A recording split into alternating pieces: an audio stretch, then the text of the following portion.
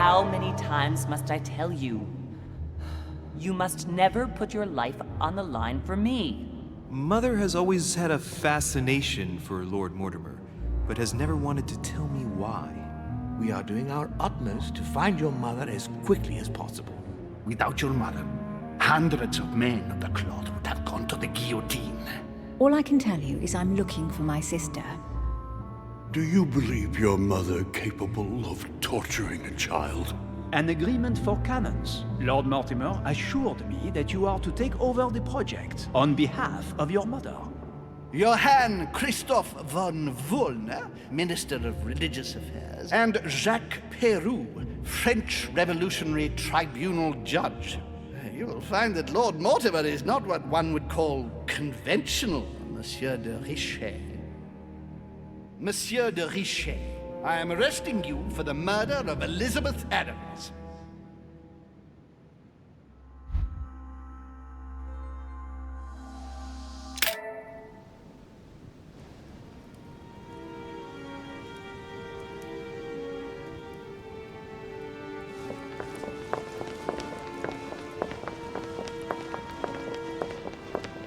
At last we meet, Monsieur de Richet. Do you mind if I call you Louis? Please do. Thank you. I wish to apologize wholeheartedly, Louis. I made you cross the seas, and I wasn't even here to welcome you. When I asked you to join us here, it was, of course, in the hope that you would help us find your mother.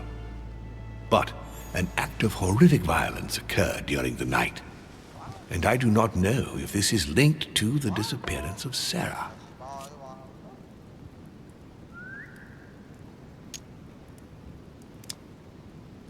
What are you getting at? What act of violence? We found Elizabeth Adams' body in her room. She was brutally murdered, stabbed several times. I'll get straight to the point, Louis. According to the initial elements at my disposal, you were the last person to see her alive. Yes, last night Do you suspect me? I want you to tell me everything that happened last night and leave nothing out. Tell me, how did the evening begin?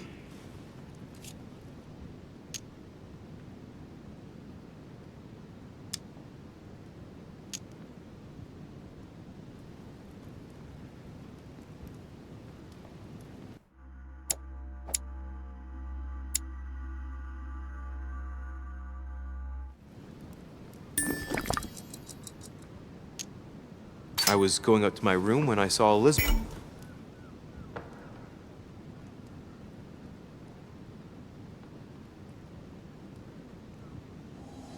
Waiting for me. She was very upset, and her words didn't make sense. I thought it best to follow her to her room, as she had asked me to. Continue. She insisted we have a drink, without which she refused to confide anything. What exactly did she want to speak about?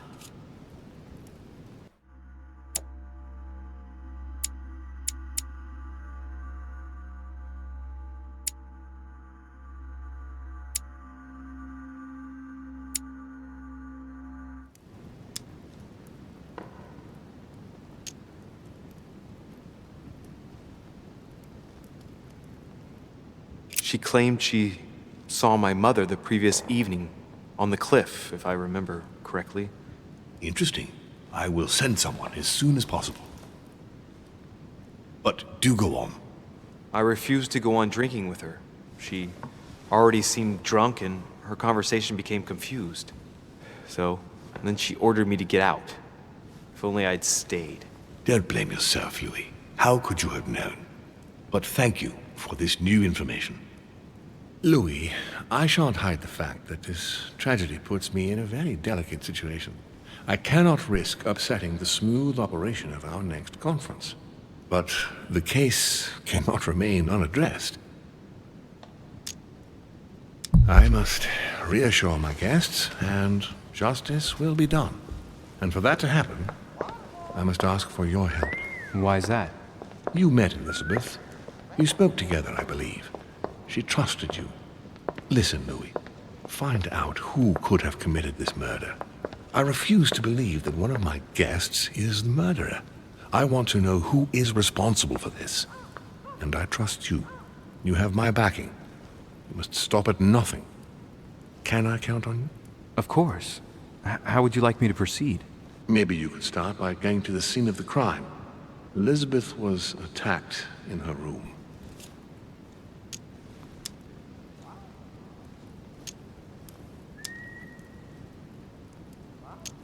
Do you have any suspects in mind, my lord?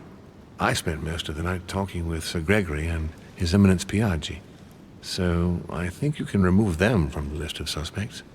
Monsieur Bonaparte and President Washington left the party after midnight, I believe. They were tired and went up to bed. Can you tell me anything else about what happened? Now, Louis, I wouldn't want to influence you. Get over there and form your own opinion. Right. I'll get over there immediately. Thank you, Louis. Now, once you've finished, come back and let me know your findings. I'll be waiting. And Louis, you've got permission to search through the guests' rooms. They've all been notified and they agree.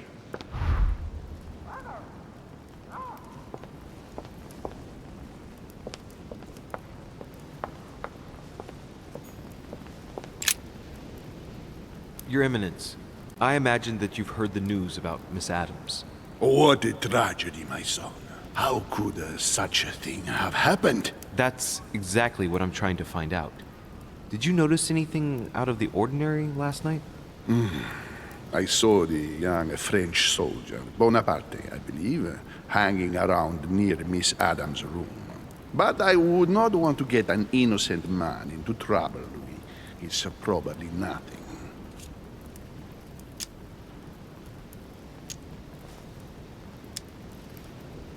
Not to worry, Your Eminence. If he is innocent, then he has nothing to fear. Do you know why Monsieur Bonaparte was hanging around her room like that? Well, I wouldn't be surprised to learn that the dashing young soldier had become infatuated with a fragile young woman who looked a bit lost. But I don't think he got a very warm welcome. Bonaparte and Adams? But they didn't even know each other, did they? I couldn't say, Louis. One last thing. You must know that Peru hit young Adams on the evening of our arrival. He apparently violently attacked her in the small salon. Do you know anything else about the attack? Oh, unfortunately not. I arrived too late to intervene. Young Miss Adams had already been submitted to the foul lout's rat. Otherwise, you can believe me, it would not have happened.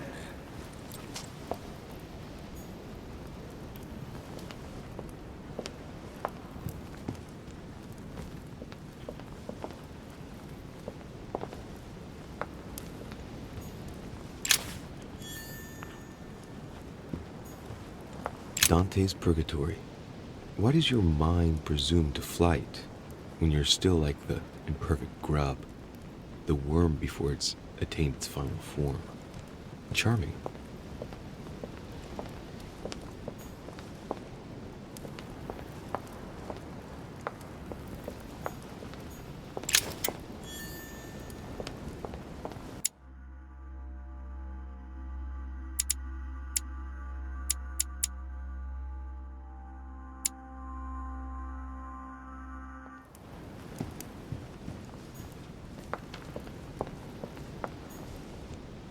Golden elixir. Consume without excess. Which four-letter word could open this chest?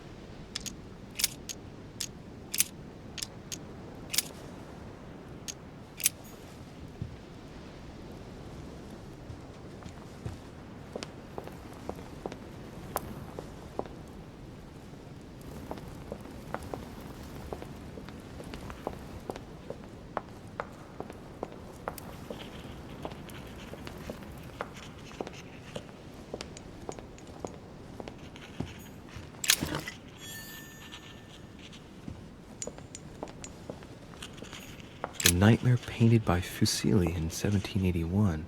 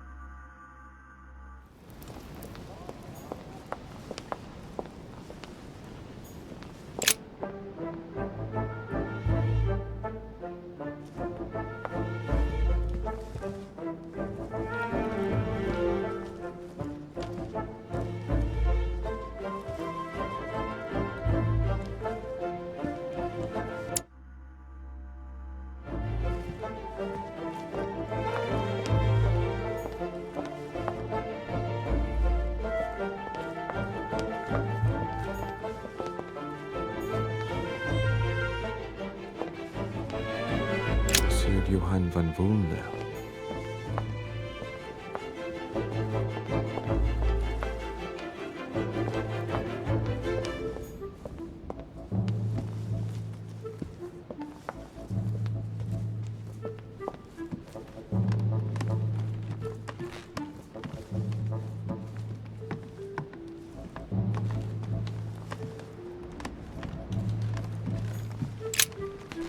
Good day, Monsieur de Richet. Mr. Volner, are you looking for anything in particular? Next to Elizabeth's room? No, nothing special.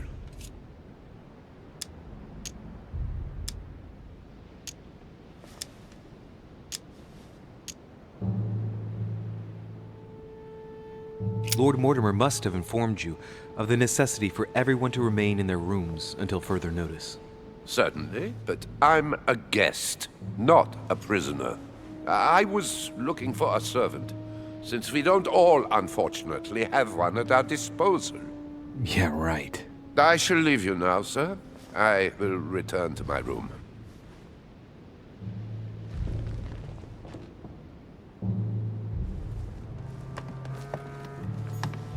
Hey, a Russian ruble. I wonder what it'd be worth today.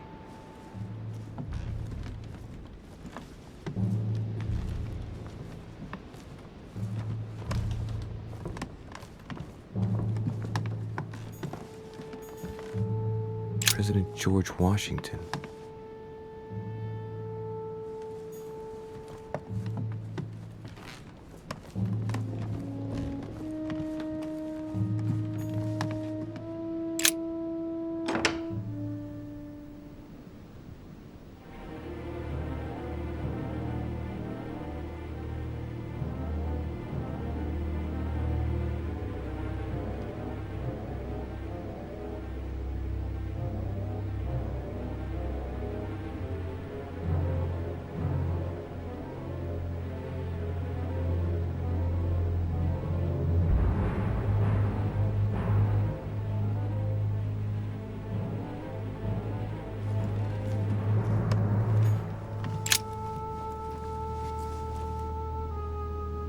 Clock stopped at 3:54. If it was smashed during the murder, then I've just established the time of the crime.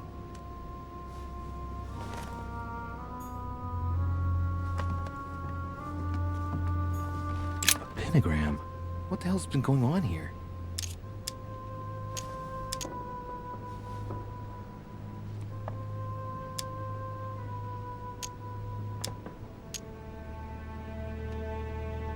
Contrary to what most people believe, the pentagram's not there to conjure up, I don't know what evil or demonic creature. With the point toward the top, the pentagram is an ancient symbol of protection against evil.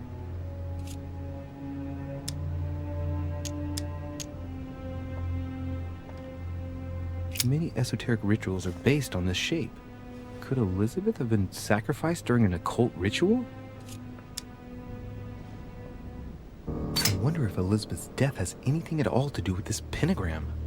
If a ritual went wrong and degenerated, Elizabeth would probably have been killed in the center of the pentagram, not 3 meters from here.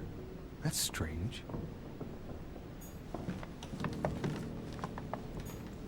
A notebook, written in Elizabeth's handwriting. It is written in a mix of several languages. Not too easy to work out. It's medieval Latin. Well, enough to translate a bit. He's coming. The demon is upon me. He's coming back to kill me. There she is. Death has come to finish me off. I've just run into her son. That was her last entry. What tortured writing.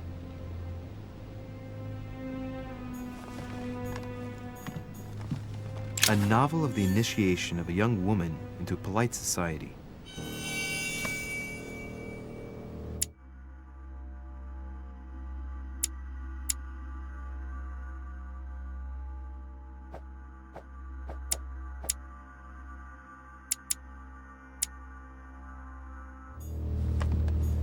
June 11th, 1791.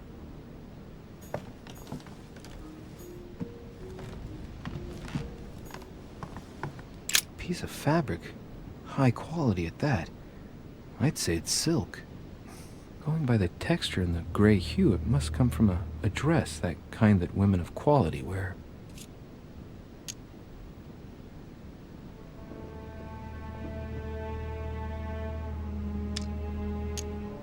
Color doesn't correspond to Emily's black outfits, and Elizabeth doesn't have anything quite like this in her wardrobe. Let's take a closer look. It's a little dirty. It must come from the bottom of the dress where it touches the ground. I recognize that moire pattern. It's the same as the travel dress my mother was wearing when she left. But why the hell did she come into this room?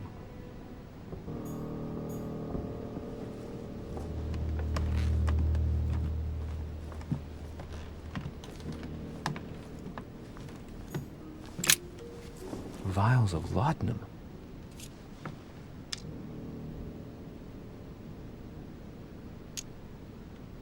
The label shows that this laudanum comes straight from America. I wonder if Washington's involved.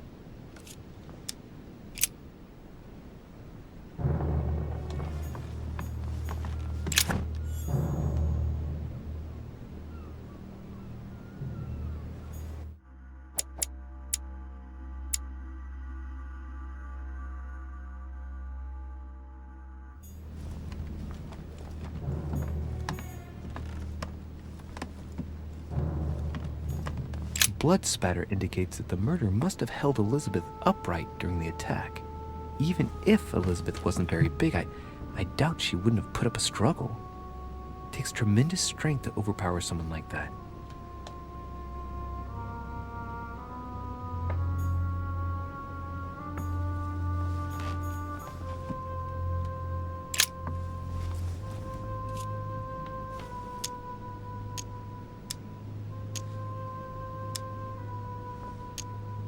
The blade is short and thin. Well sharpened, apparently. It's covered in blood. Still fresh. The lower part of the handle is unsullied by blood. The murderer gripped the weapon so tight that there's no blood where he held it. The handprint indicates a small and slender hand.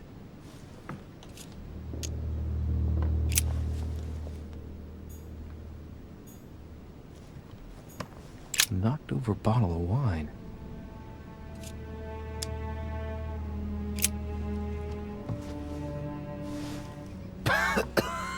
Same thing Elizabeth served me last night. Still just as disgusting. I don't know what's happened to this wine, but it's undrinkable.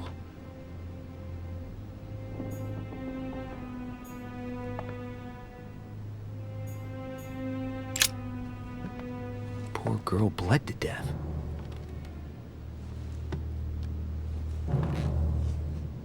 Whoever left that footprint has boats for feet. That's at least a size 15. Where's a size like that here? Peru? Washington, maybe.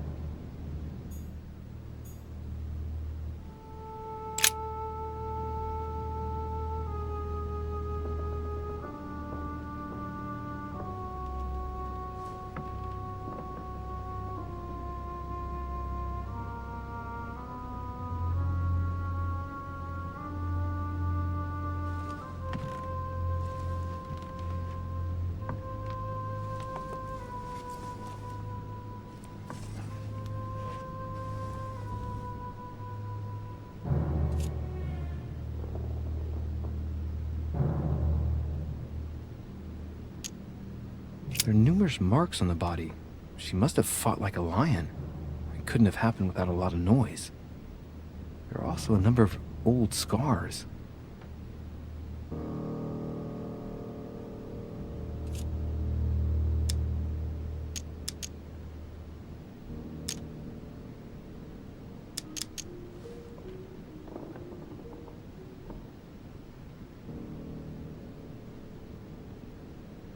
People who scar themselves in this way generally do so to relieve some kind of psychological suffering. By trying to master the pain, they establish their self-control.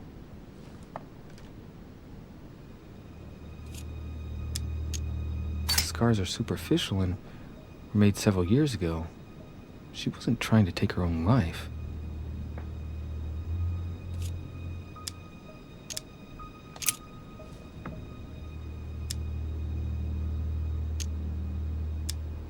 She had the Sigillum de Ameth tattooed on her, the symbol of the living God, written in the language of angels, according to believers.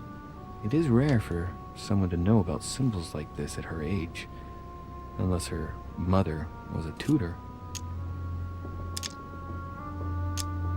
Symbol of Masons? What's that doing here?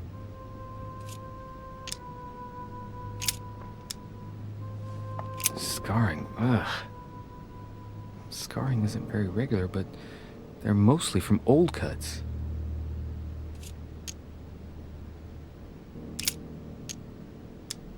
I count no fewer than 9 wounds on the thorax, with a lot of blood. On first sight, I'd say that's what caused her death.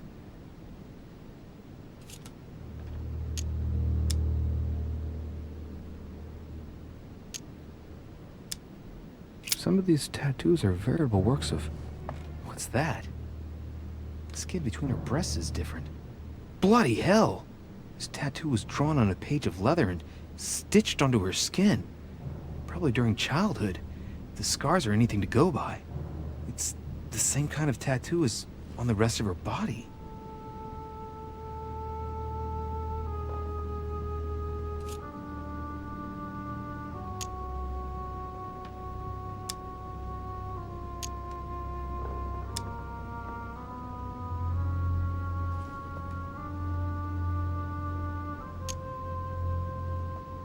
It looks as though the wounds were inflicted from a precise angle, as if the murderer was standing behind Elizabeth.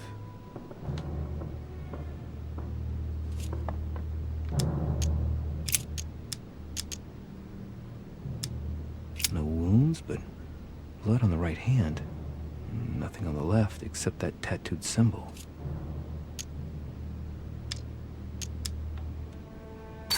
Pinnacle's a trap. The wearers of the pinnacle thought that they were protected from evil by surrounding it inside the different circles of the pinnacle.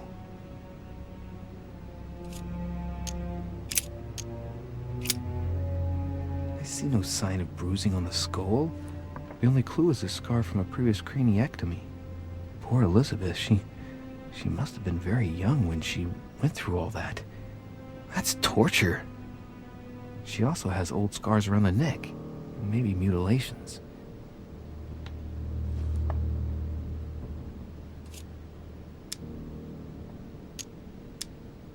She bled from the nose.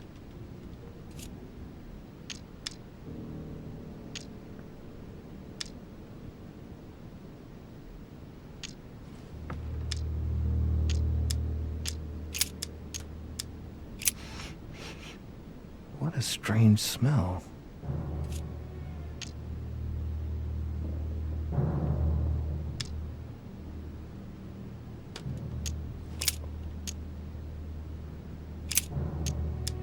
blood, but no trace of blows on the legs.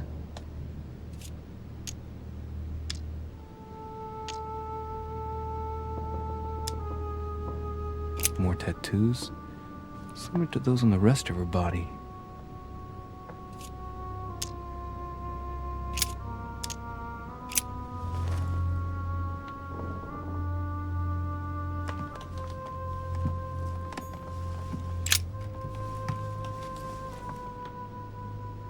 Clock stopped at 3:54.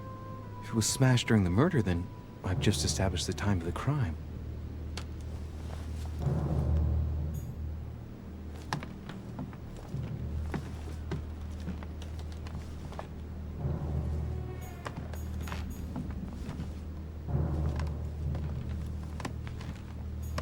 My dear Elizabeth, I'm writing to inform you of some unfortunate... Has Sir finished with this room? No, I haven't gone over everything yet. Sir may take his time. When Sir would like to leave, Sir has only to tell me.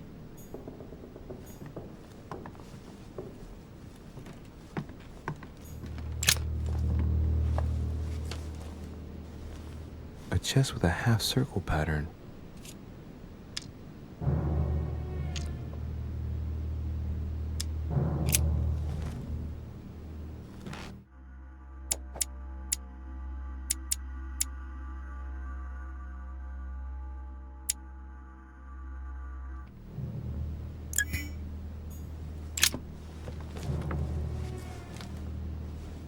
A chest with a half-circle pattern.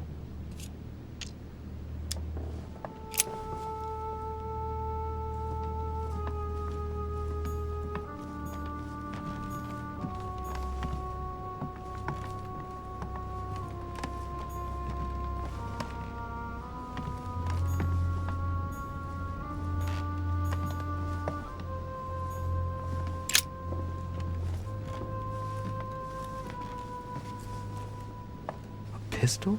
Fairly new, I'd say. And judging by the weight of it, fairly light.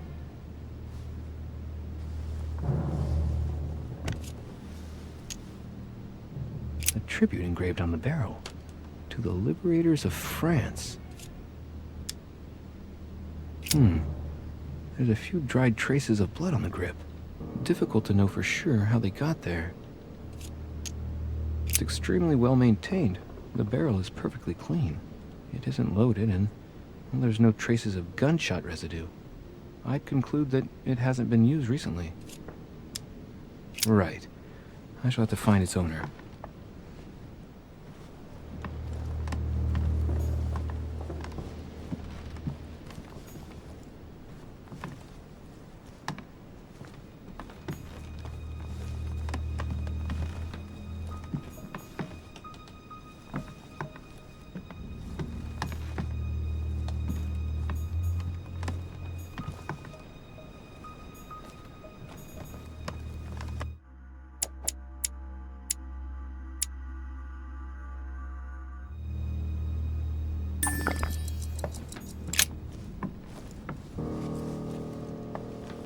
A chest with a half-circle pattern.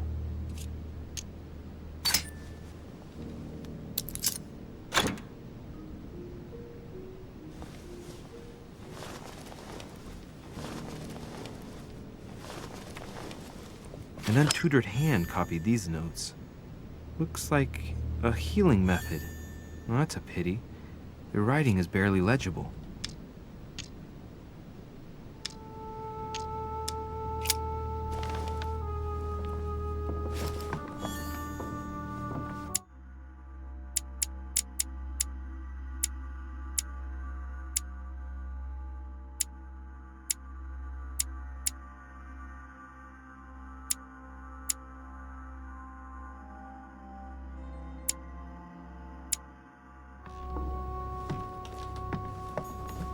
Has Sir finished with this room? I know enough now. Thank you. Very well, sir. Sir may return whenever need be. I shall guard the door.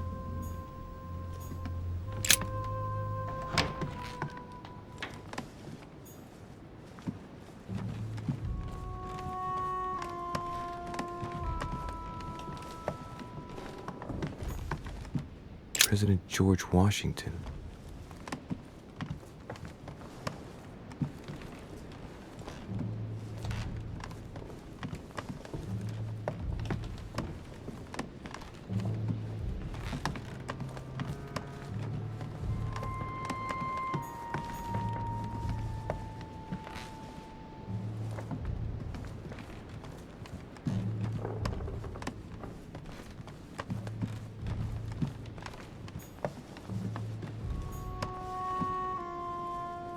Duke Manuel Godoy.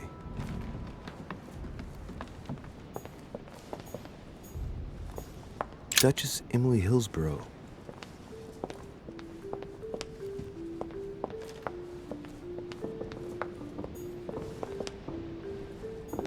Monsieur Napoleon Bonaparte.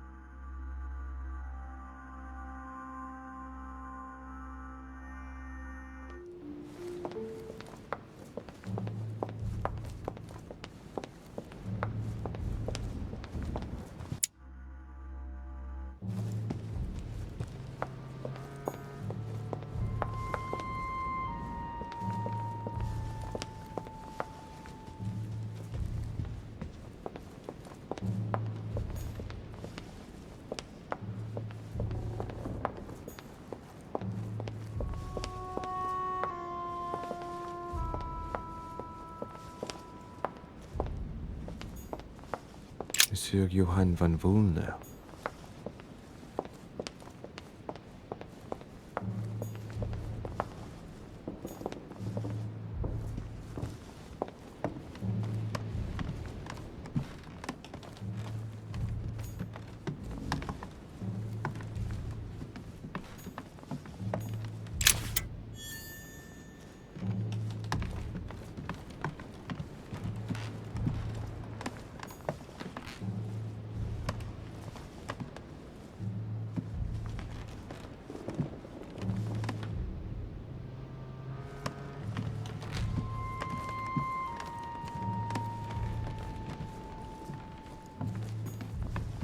President George Washington.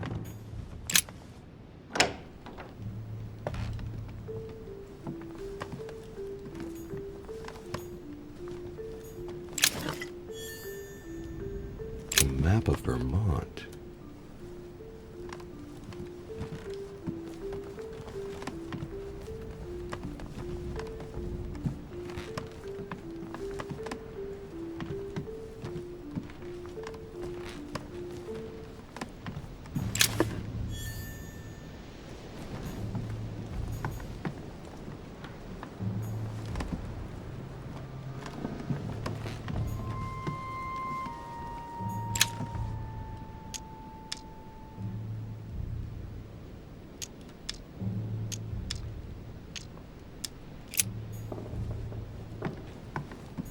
Portrait of George Washington.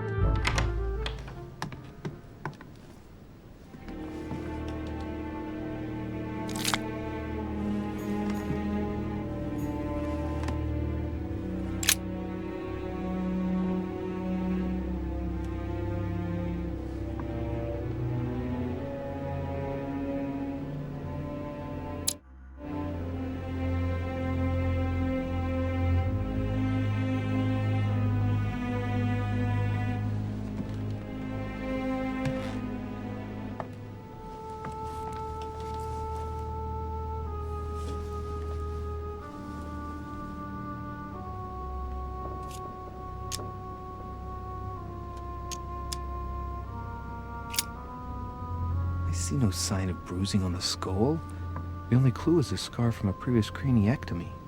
Poor Elizabeth, she must have been very young when she went through all that. That's torture. She also has old scars around the neck, maybe mutilations.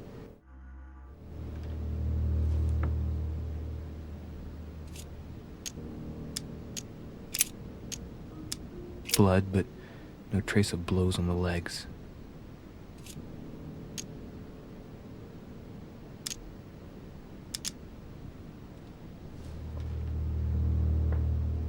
The direction of the blood streaks caused by the wounds to the thorax show that she was standing when she lost blood.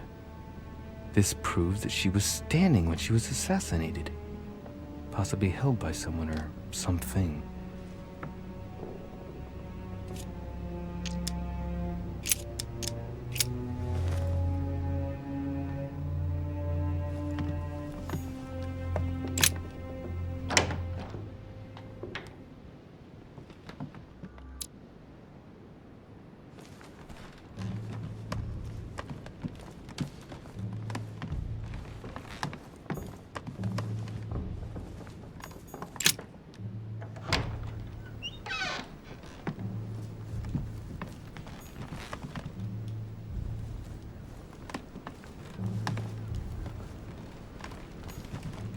My dear George, I'd like to invite you to join me as planned at my place. I have a project to show you. It is time that the United States played a more important role on the world stage. I understand your reluctance of playing with fire. I know your new country is very young, but rest assured that I would do nothing to jeopardize what we have built together. I look forward to seeing you soon. Your friend, William. It looks like a note between Emily and Washington about trade deals.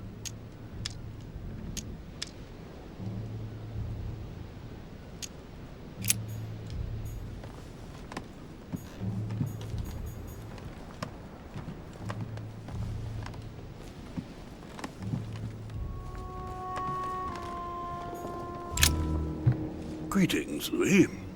Mr. President, you can guess why I'm here. Of course. Lord Mortimer has sent me to ask you a few questions about last night. It's... How am I going to tell Elizabeth's father that she's dead? I know, Mr. President. I shall endeavor to find out the truth about this tragedy. I must ask you to help me, though. Please. Find the degenerate pig who did this, Louis.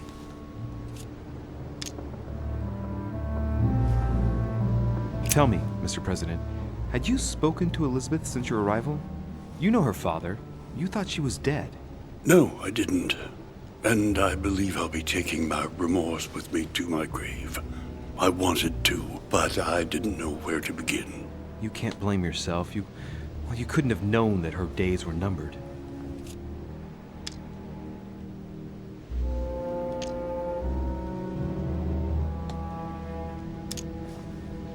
Were you aware that Elizabeth took laudanum? Yes, she came to ask me for some. She had finished her reserve, I believe.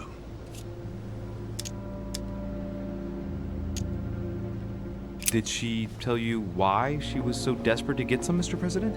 She said she had terrible migraines that wouldn't go away. More likely for the voices she heard, not the migraines.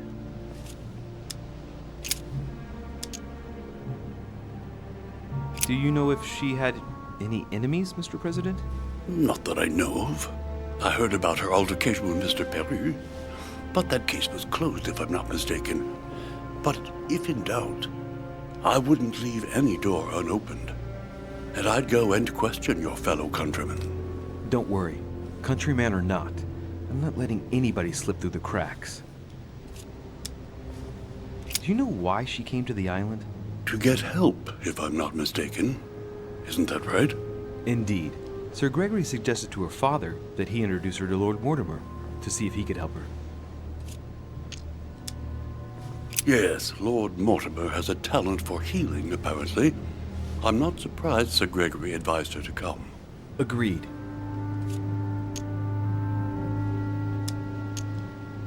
Mr. President, we found a footprint at the scene of the crime.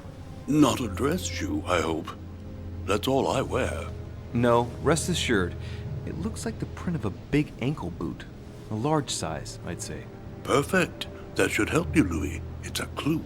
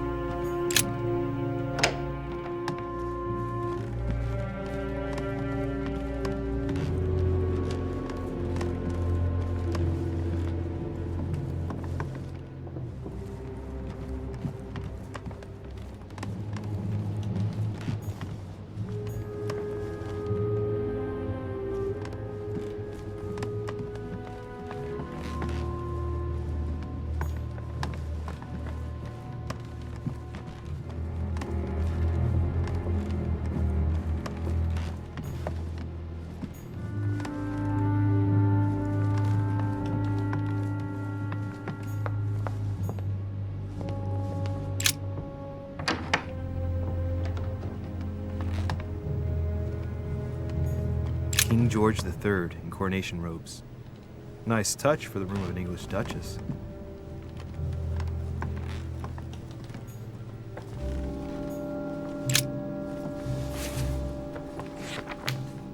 Grammar of Port-Royal.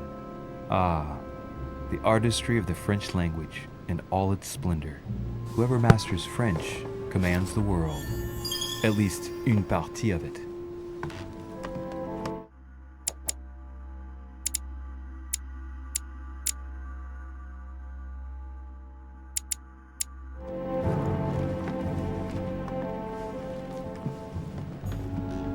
Dear E, I received your last letter. Unfortunately, the Crown informed the Golden Order that our mission should under no circumstances hamper Sir Gregory's plans. Decidedly, they have support from the highest level in Buckingham Palace. So here we both are, hands and feet tied, and little room to maneuver. Keep me abreast of events. Our mission is becoming more complicated. Yours, E. P.S. The French chapter of the Order doesn't appear to know anything about the arrival of our friend Sarah. I therefore cannot comment on it. However, my guess is that she has come here for personal reasons.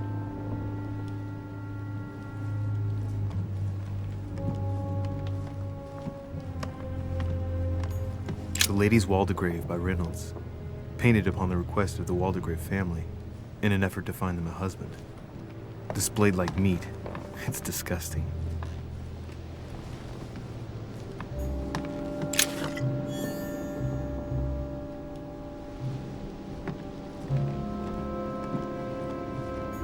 A letter from William Pitt the Younger, addressed to Emily. He's the present Prime Minister of the United Kingdom. Emily has indeed some powerful backers. Madam, thank you for consoling the Queen. The King's situation is worsening, but I wager he'll recover from this present fit. Next time you speak with Her Majesty the Queen, would you please be so kind as to ask her to look into my petition to raise taxes with the King? I will personally see to it that our nation will recover from this impasse. But King George's mental situation is slowing down our decision-taking. Thank you in advance for all your help. William Pitt, Prime Minister of the United Kingdom of Great Britain. A Bazant.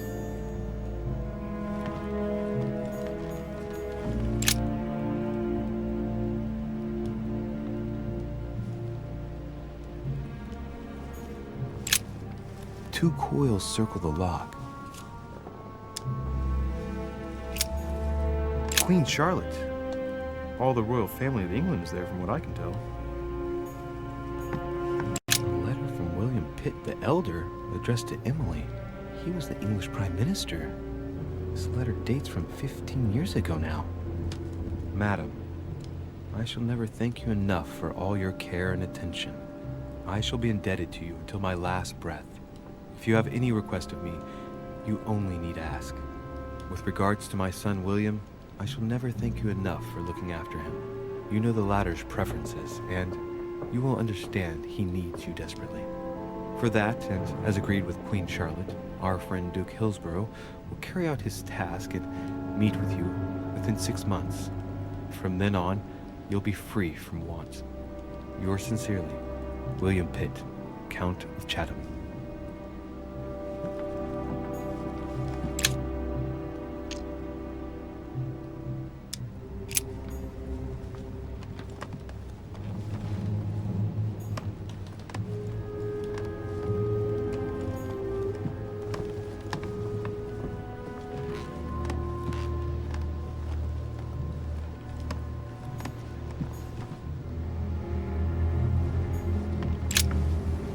What can I do for you, Louis?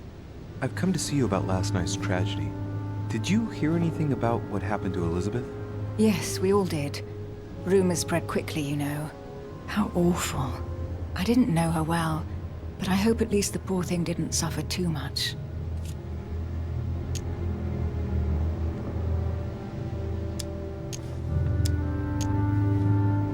Death came quickly. You can be assured of that. If such a senseless act can happen here, then none of us is truly safe anywhere. Lord Mortimer must be mortified that one of his guests could have committed such an act, don't you think? He is indeed very upset about it. It's only natural after such a violent murder. Violent? What do you mean? Elizabeth was stabbed 9 times. Oh my God, Louis. How awful. The murderer must have had a serious grudge against her to set upon her like that. It must have been a crime of passion. Do you know what happened exactly? In fact, Lord Mortimer has asked me to look into this case, Emily. Really? Are you Lord Mortimer's snoop now? I'm doing it for Elizabeth, not to please Mortimer. Good for you. Quite right, too. Have you found out anything?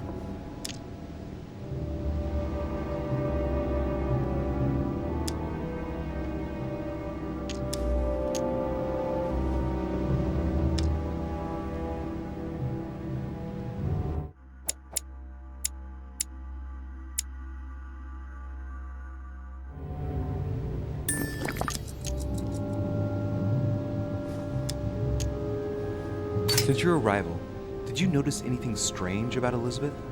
Everything that happened around that poor child was strange. You saw that for yourself. I know. You're right. I'm looking for leads to try to reduce the number of suspects. Well, I would say that in addition to ourselves, you could also cross off President Washington. I went to see him during the night. I had some business with him, and I can confirm that he didn't leave his room all night. That gives Washington an alibi.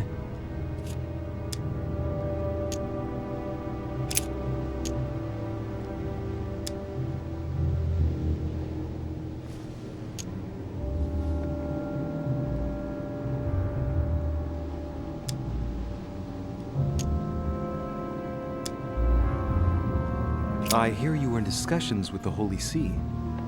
Oh, either His Eminence can't keep his tongue from wagging, or you've been poking your nose where you shouldn't, sir.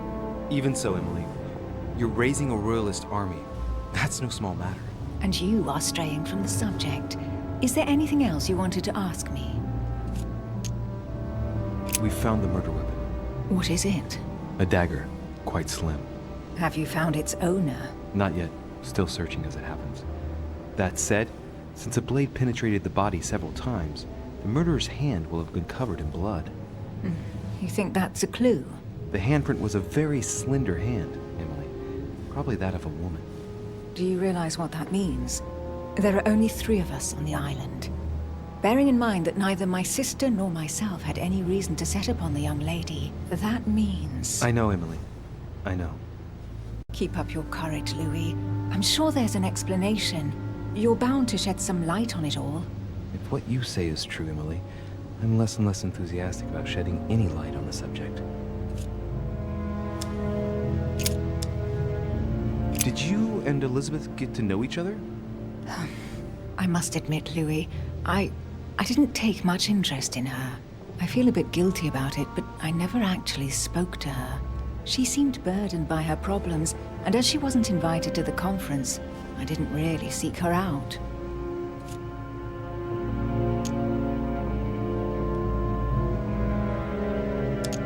I'm now interviewing all the guests to establish the alibis for each person.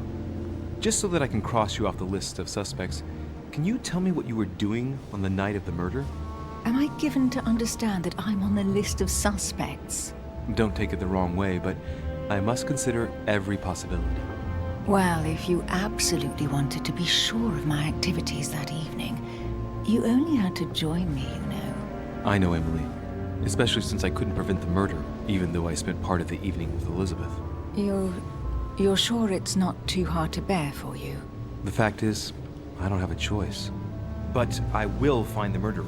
I owe Elizabeth that, at least. I won't keep you, Emily. Thank you for answering my questions. See you, Louis.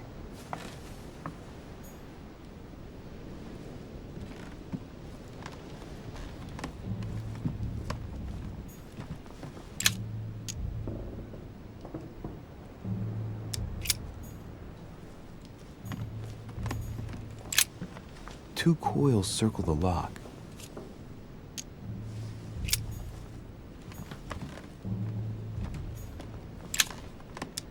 A devil's thorn, to be used to uncover the best disguised traits.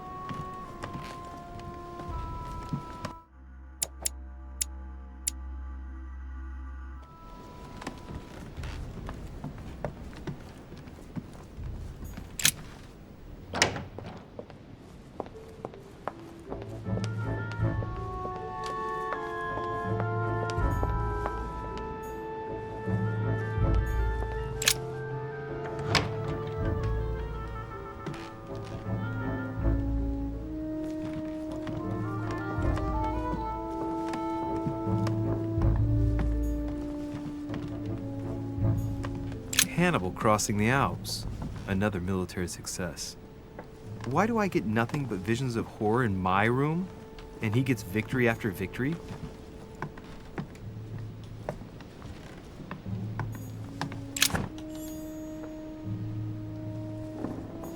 Vercingetorix throws down his arms at the feet of Julius Caesar by Royer, two great army chiefs. My dear Napoleon, as previously agreed, I would like to ask you to join us in January on my island to participate in the High Society meeting organized for the occasion. We shall be able to continue our discussion about our project for a new order for France. I have a proposition to make to you concerning your wish to put a strong leader at the head of France. I trust you to be discreet as to your coming. See you soon. Lord William Mortimer. There's just one holster in Bonaparte's gear, and the pistol is missing. On the other hand, his cleaning equipment is in mint condition. That's typical of the soldier in him.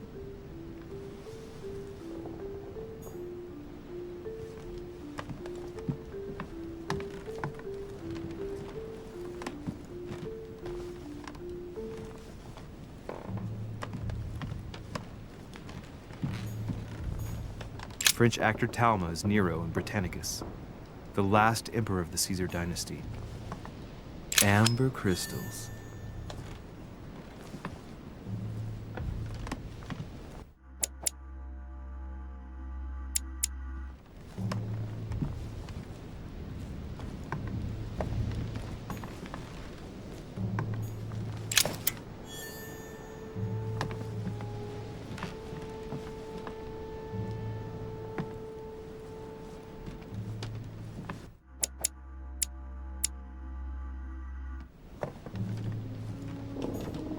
My dearest son, I'm writing to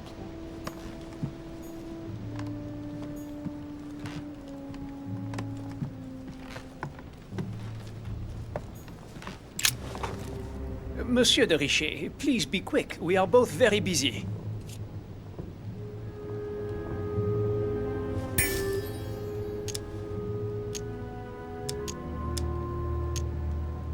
Did you hear about young Elizabeth?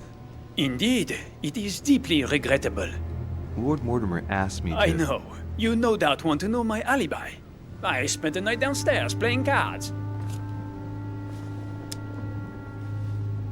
Can you tell me who was present at the game, please? Well, there were Lord Mortimer, President Washington, and Sir Gregory. Thank you. Ah, and His Eminence Piaget as well. Excuse me, I nearly forgot him. Poor soul. Did any of you leave during the game? Not that I know of, monsieur. I didn't exactly spend my time noting the other guests' comings and goings, but I don't think so. Thank you. What time did the game end? I can't say exactly. As for me, I must have stayed until midnight. I was exhausted, couldn't think straight, so I preferred to go up to bed. On your way up to bed, did you notice anything out of the ordinary? No, not in the least. The whole manor was sound asleep. Not really. No. Did you notice anything unusual during the evening? Nothing at all, except the luck of the devil of Lord Mortimer and Sir Gregory at cards. Did they win much? Oh la la, monsieur, they cleaned us out more like. But I plan on getting it all back before we leave.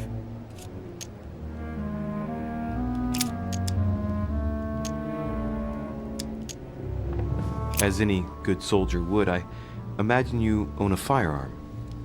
May I see it? Oh, well, if you really want to, here is my pistol. Don't worry, it is not loaded. Do you have several of these? In Corsica, oui, but not on me when I am traveling. Only a bandit would carry such an arsenal. Thank you. Someone saw you not far from the victim's room. Can you tell me what you were doing exactly, please? I can tell you that someone is an idiot. I wanted to warn her to be careful. You see, on the night of my arrival, I saw someone leaving her room in haste, and I wanted to speak to her, to warn her. Unfortunately, the young lady slipped through my fingers each time. Now I know why. She had every reason to be worried. What an idiot I was not to insist. I could have helped her.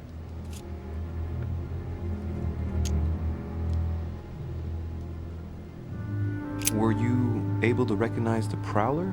Unfortunately not, no. It was dark, and Lord Mortimer was waiting for me. I was not really paying attention anyway.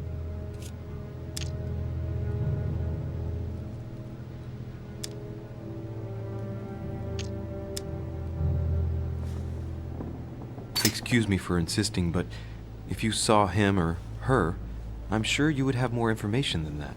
It's just that you don't think it can be of help to me. What do you mean? I don't know. Was it a woman, for instance? Bearing in mind that all the women here wear whalebone dresses, which is rather noticeable. A man, I should say. I don't recall seeing the silhouette of a dress.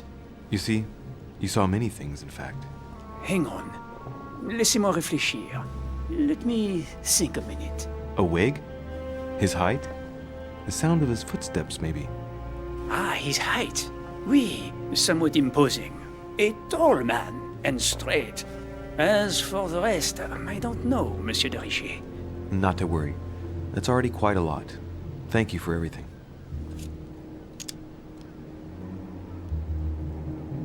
I've been studying him for a while now, and I don't think he was lying. Yet, I'm surprised how easy it was for me to read him. It must surely be his military side. I wish they all could be like that. My investigation would be finished already. Well, have we finished, monsieur? Exactly. Thanks again for all your answers. Good day.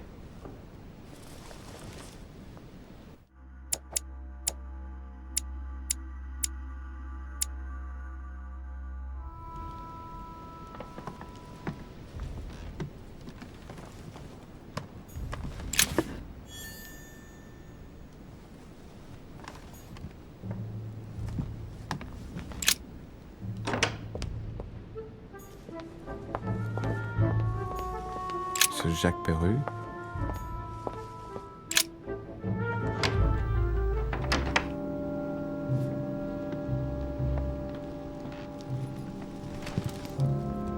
What do you want from me, de Richet?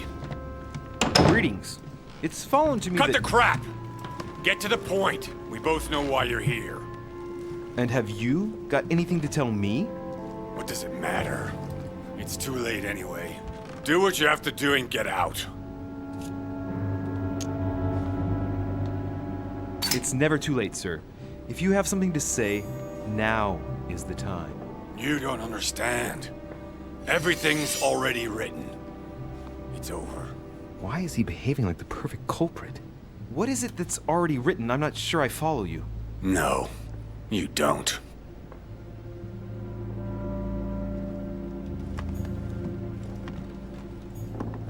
A pattern with 4 circles.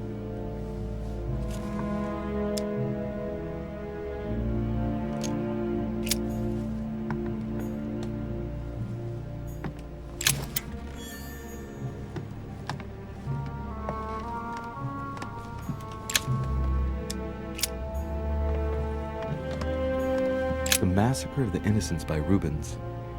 A bit gloomy. Guess my room is not that bad. The Massacre of the Innocents, but by Van Harlem. I think that Mortimer likes to play mind games with his guests.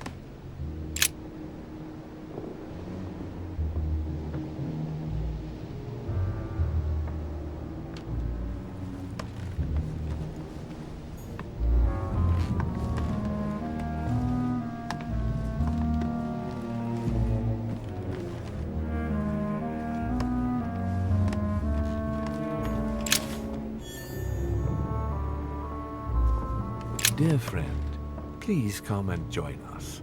We must meet about the ongoing operations in Paris. A boat will be waiting for you in Calais and will take you to Dover in England. From there, a carriage will take you to the port of Tintagel. where a frigate will be waiting for you and other guests, so you can meet up with me on my island as quickly as possible. I await your arrival. Lord William Mortimer.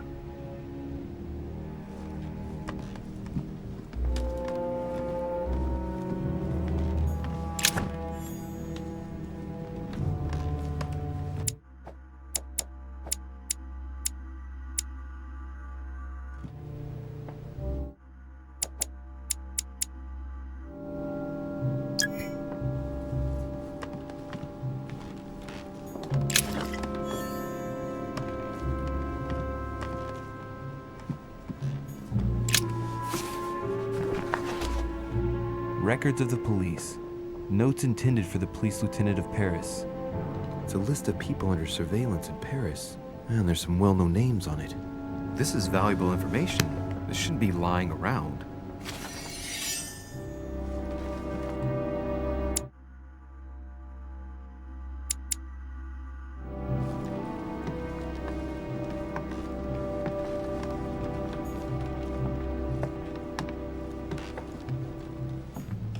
A pattern with 4 circles.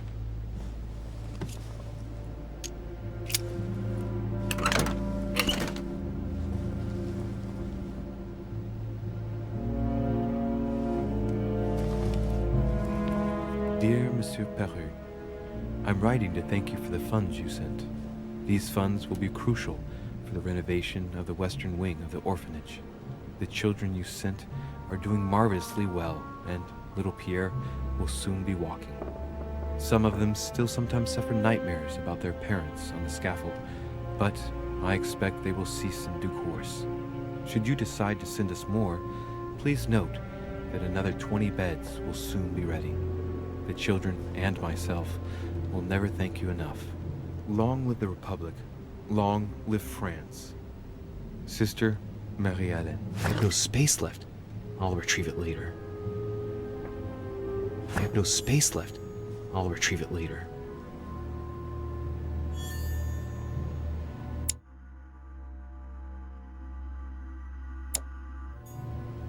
Dear Monsieur I have no space left.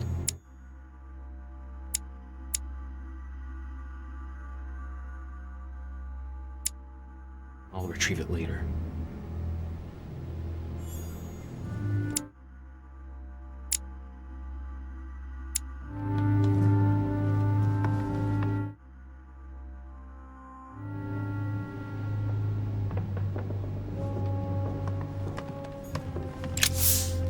All right. Have you finished? Not quite. I'd like you to answer a few questions.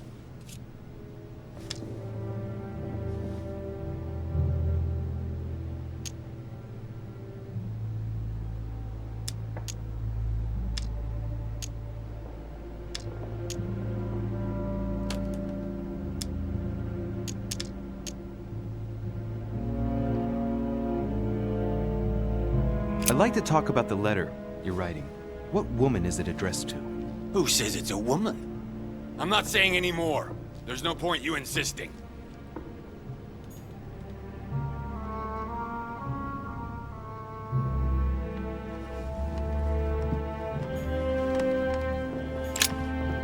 All right. Have you finished? Not quite. I'd like you to answer a few questions. Let's get right to it. Are you Elizabeth Adams' murderer? That is for you to prove, if I'm not mistaken, boy. You weren't expecting me to do all the legwork for you, were you? Lazy man. I know you were at the scene. We will save a lot of time if you just tell me what happened. You know nothing at all. Enlighten me then. For now, I have your footprint in a pool of blood. That's right. The only thing you can prove is one of my boots was at the scene. Congratulations, you've wrapped up the investigation.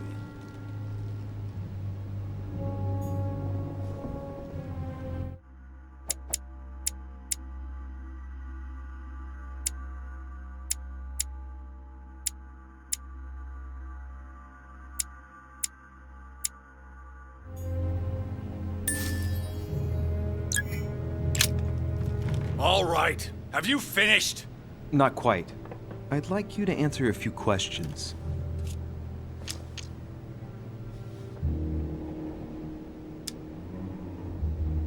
You were armed the night of my arrival. Can I see your weapon? No. You do realize you're not helping, don't you? You're making it worse for yourself.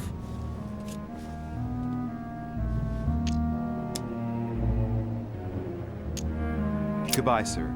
We shall meet again. Probably.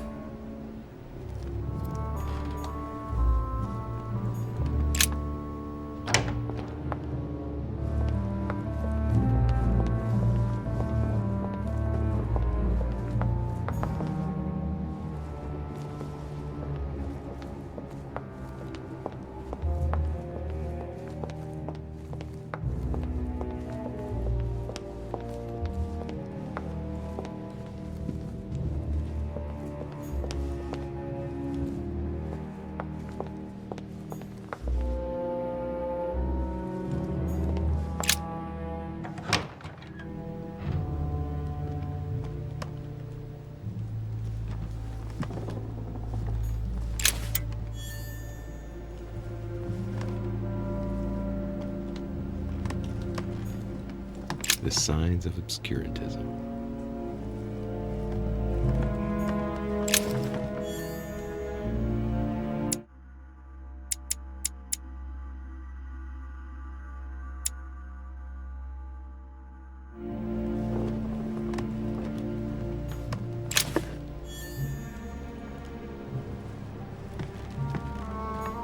The Sorrows of Young Werther. There's a handwritten text signed by von Werner on this first page. Dear Elizabeth, I know that this book is but a small token compared to the delightful moments you gave me, but I hope that this will nonetheless keep the memory alive. Your ever obedient servant. So, Werner had a relationship with Elizabeth. But that's hardly surprising given his fondness for the occult.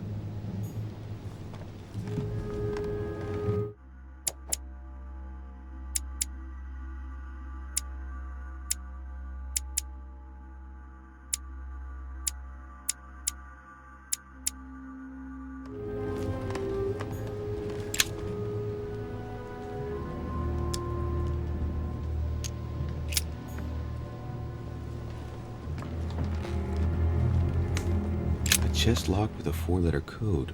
Surely a word close to the owner's heart.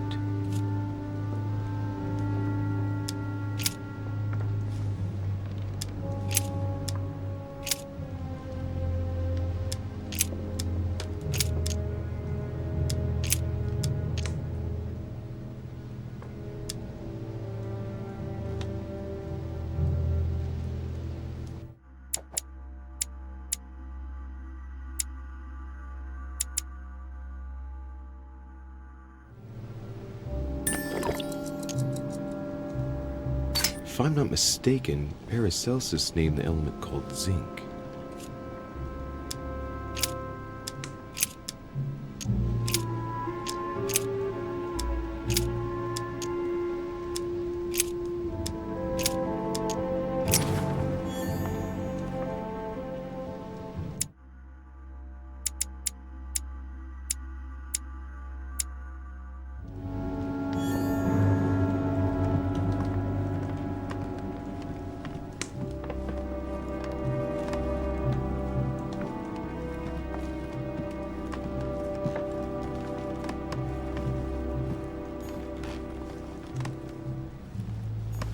The alchemist as a young man.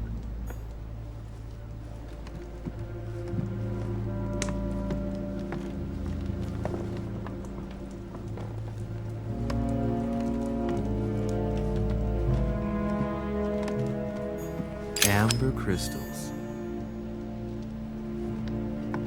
The alchemist is an old man.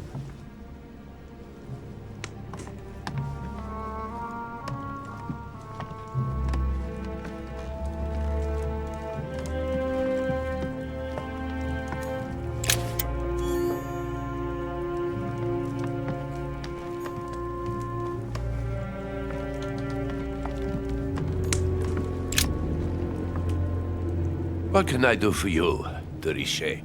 Monsieur, Lord Mortimer has appointed me to investigate the tragedy that befell us last night. Oh, yes. It's horrible. Yes. How can I help, monsieur?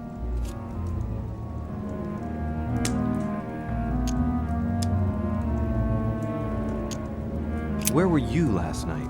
In my room. I read a few ancient manuscripts before going to bed. But I didn't stay up long. I was tired. Thank you kindly.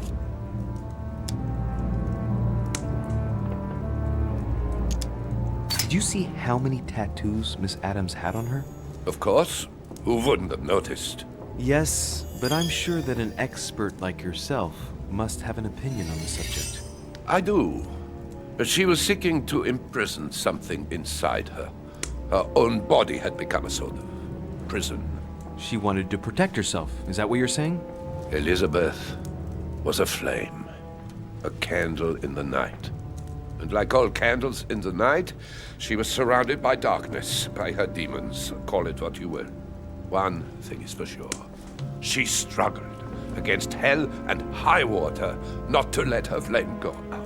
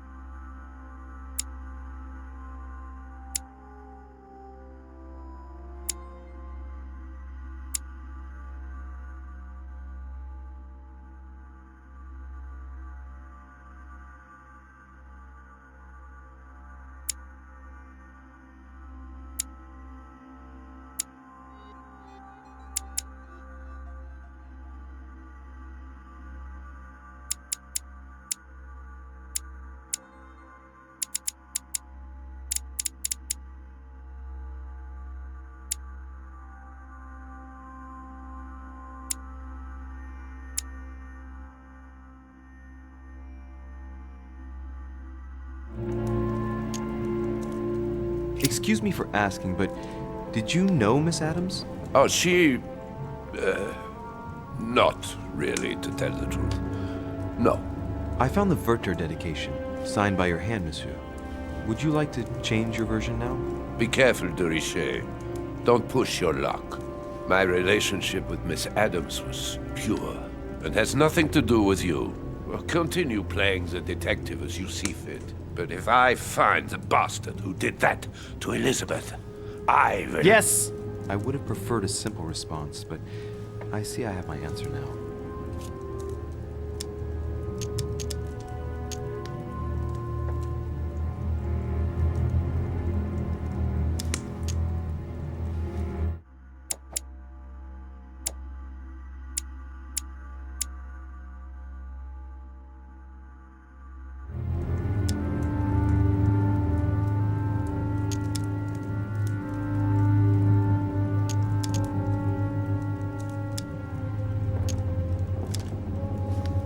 Exactly how long had you been seeing her?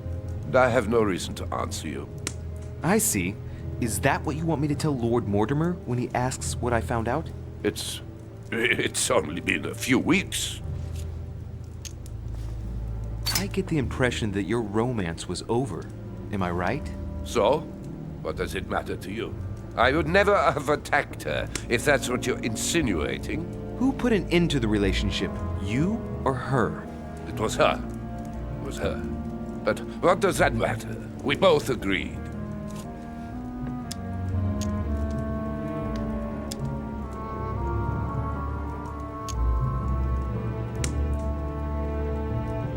Please, tell me a little more about the nature of your relationship. That is a personal matter, monsieur. Yes, that is true. So, tell me. All right. It was passion. That's why we couldn't stay together. It scared her.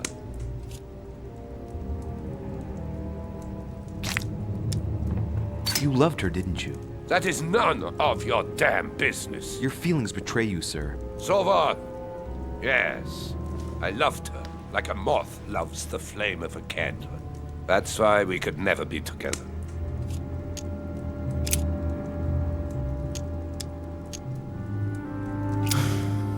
We finished. I'll have a look around and then take my leave. Do whatever you have to do.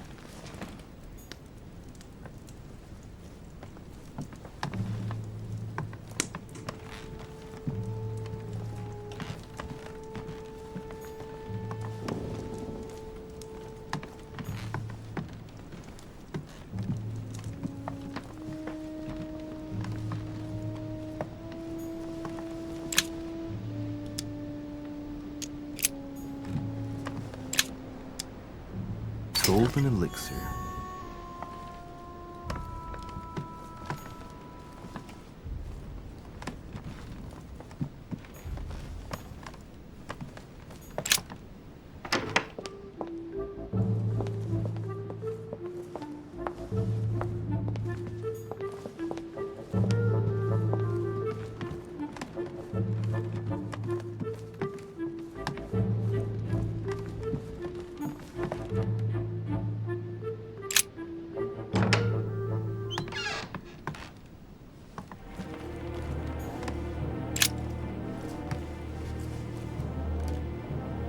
Clock stopped at 3:54.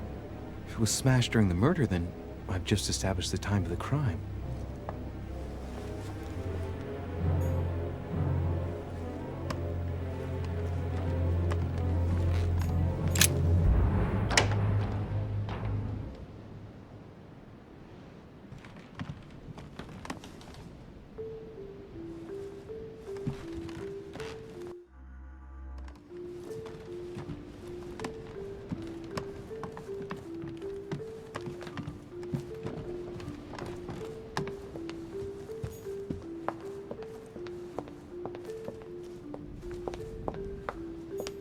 Monsieur Johann van Volnau.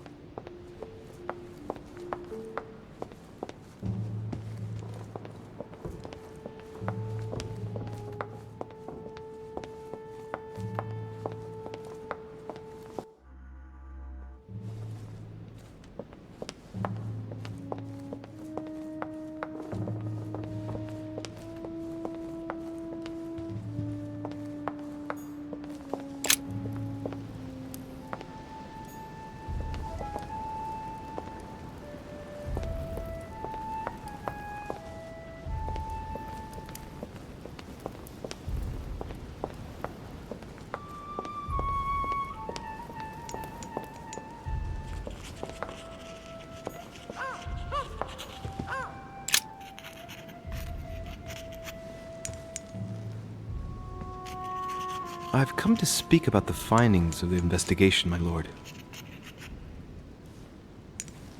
I'm listening, Louis.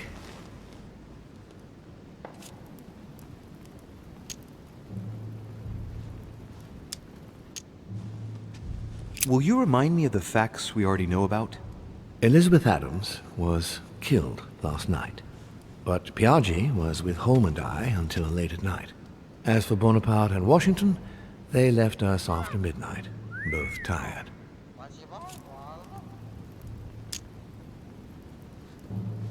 I'm sorry, my lord, but I don't have any evidence conclusive enough to allow me to name the culprit with certitude. Really? I see. Well, that's your decision, Louis, and I accept it. Given the distinguished guests and the sensitive political issues involved at the conference, I trust you'll leave me to conclude the case in my own way. Right. It's time we spoke about your mother, Louis.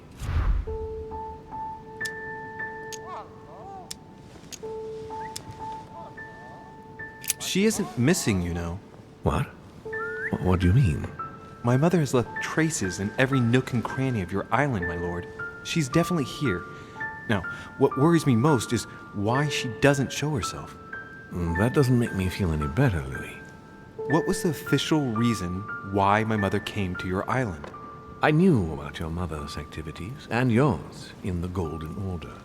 I thought we had everything to gain by working together. You mean the cannon deal with Monsieur Bonaparte? Among others, yes. How did you hear about that? Monsieur Bonaparte came to speak to me about it yesterday, during lunch. I see. So impetuous. He was supposed to let me speak to you about it first. Our friend Napoleon desperately needed financial backing to properly equip his army. I took it upon myself to back him because I have a firm conviction that he can go far. We shall see. However, there's one thing that surprises me.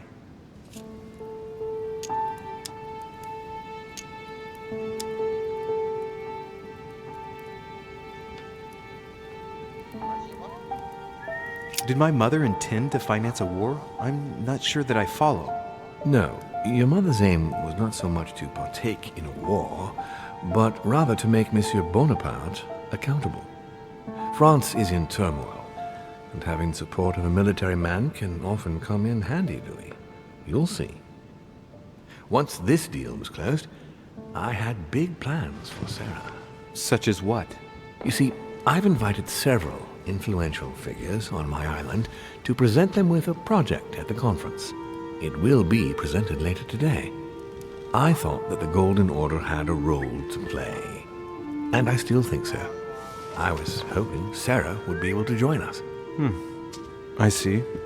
Indeed, if by chance your mother decided not to return to us before the conference, would you do me the great honor of attending?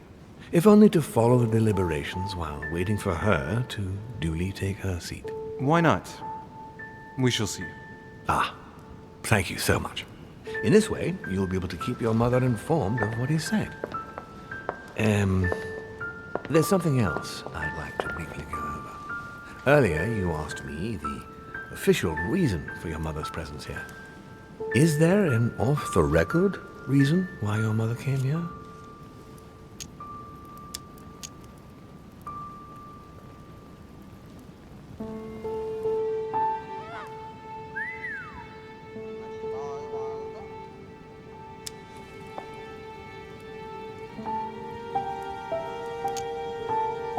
If only my mother had trusted me, but she remained very mysterious. I'd have been delighted to answer your question. Is this usual for her?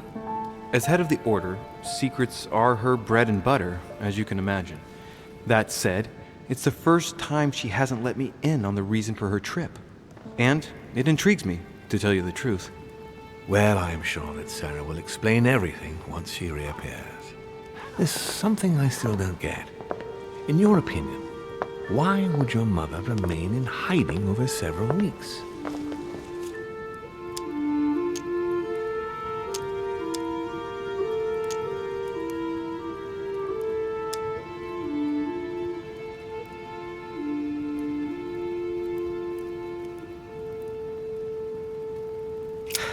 Her not coming back to the manor after so long makes me wonder if she is wary of someone. Well, certainly. But whom? The only ones who were present during her stay were Sir Gregory, Duchess Hillsborough, Mr. von Wollner, and myself.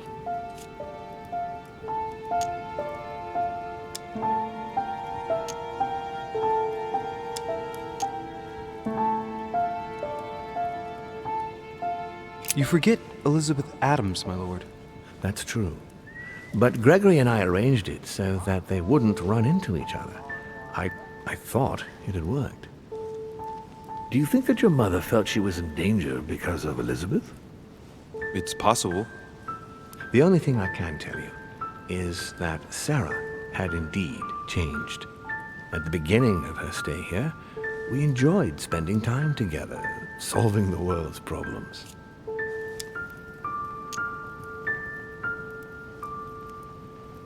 You seem to know my mother very well, my lord. What did you talk about together? Oh, as soon as we had a little free time, we liked to share points of view about practically any subject. We would find ourselves embarked on interminable discussions that could go from Monsieur Blanchard's flight in a hot air balloon to the Treaty of Jassy, or the adoption of the metric system in France last year, or even Mr. Eli Whitney's invention in the United States.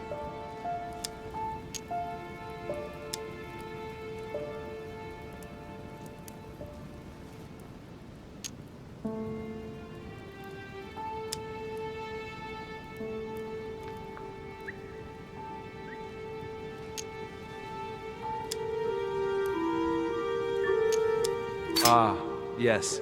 His famous cotton gin. It was supposed to revolutionize cotton production in the United States. It will revolutionize the world, Louis. The potential of this invention is much greater. Tomorrow, all industries will be switching to simple but large-scale production. Of that, I'm sure. I'm surprised she didn't get you started on the Crusades. It was her favorite subject. Are you joking? Sarah and I spent entire days together reliving them. It so happens that the Crusades are also my subject of predilection, especially the Third. My ancestor distinguished himself brilliantly during the siege of Saint-Jean d'Acre.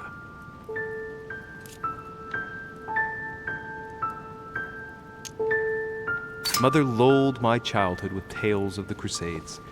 How Richard the Lionheart and Philip Augustus had to battle it out to achieve their ends. And how Guy de Lusignan, having broken his word, launched the siege of Saint-Jean d'Acre. Oh, I see Sarah's lessons have inspired new enthusiasts. Good on you, because not everyone can claim they know as much at your age. Your mother is a very well-read woman. You're quite lucky to have her as a model, Louis. Yes, I know, but I'm still very worried. I must admit, there are worse things to worry about now, Louis. What do you mean? Since she disappeared, your mother has been seen once. Her behavior on the evening of your arrival greatly surprised Gregory and myself. She resurfaced to attack Emma, Emily Hillsborough's twin sister. And she shot her with a pistol. Then, before Gregory could intervene, she ran off and disappeared again. I beg your pardon? Hang on. That means my vision on the wharf, it was actually happening inside the manor. Mother shot Emily's sister? The very person she came looking for? Why would she do that? Excuse me, but between that and the childhood of Lady Adams, it's all a bit much for me to cope with. I need to piece it all together again to see things more clearly. You said that you spent a lot of time talking together at the beginning. What happened for that to change? I'm afraid I haven't much to tell you. The more the days went by, the more she withdrew into herself. She never gave me an explanation. Until the day came when she purely and simply disappeared. Where did she go when she wanted to be alone? She would shut herself away in a room we use as a box room upstairs. Would you allow me to go there? Naturally, Louis, of course. I'll send you a servant to open it. Thank you. That's all I can tell you about the disappearance of your mother, Louis. I would like to have been more helpful. I shall stay on her trail and follow up any leads. Thank you. We will meet later on to welcome our last guest. In the meantime, I shall get someone to open the box room upstairs for you. Thank you. The room was just opposite Mortimer's study.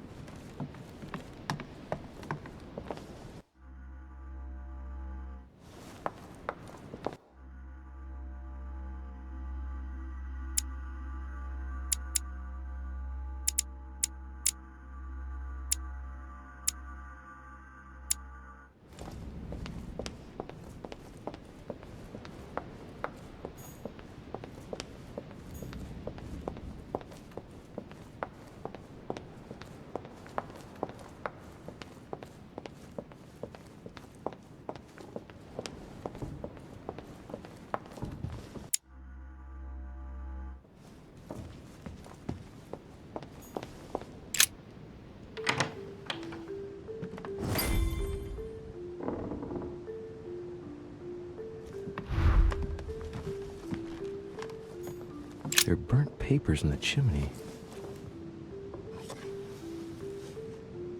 There's a legible fragment left. Hey, I recognize my mother's handwriting. She says, we must find a safer way to communicate. Someone is onto us. Trust in my faith in the man with the sword. So Mother had an accomplice here. Who could it be? Who could she be suspicious of? I must find the next part. Faith, sword. I recognize her love of riddles there. Honey, the remedy of the gods. Dante's Paradise. Raise your head and be reassured, for what comes up here from the mortal world must ripen in our rays. What is this disc?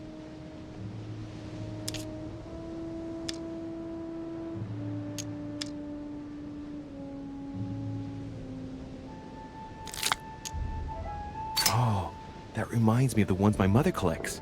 It's magnetic.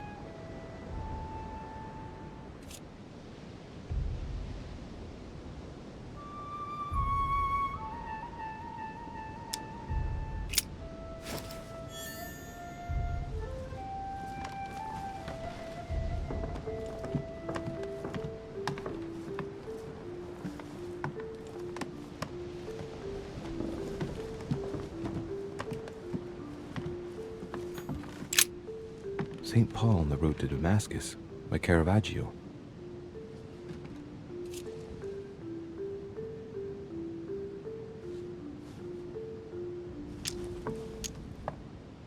Caravaggio attained a magnificent command of black and the play of colors too. Paul facing an ordeal, the curtains of his illusions being raised, and receives the light from his Savior.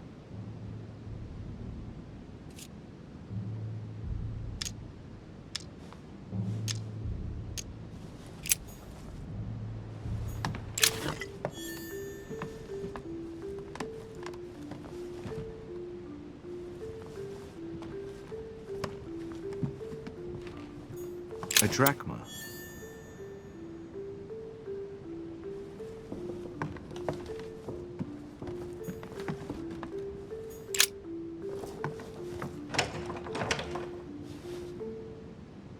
The door appears to be locked on the other side.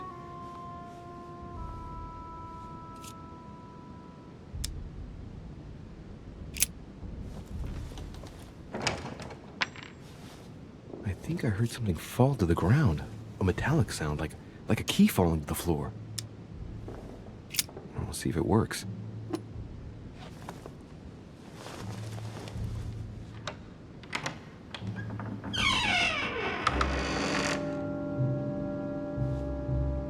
It's open.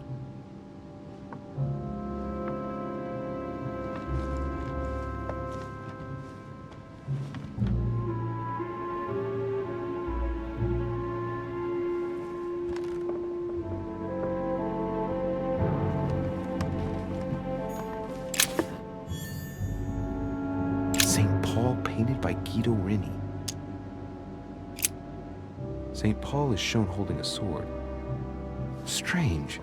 There's hardly any dust, as if the painting's been cleaned recently. There's a small inscription engraved on the frame. Let's take a closer look. This is how Paul spoke to his pilgrims from Rome. Just above that, someone's written down the figure 11 on the painting and underlined it twice. No, what does that mean?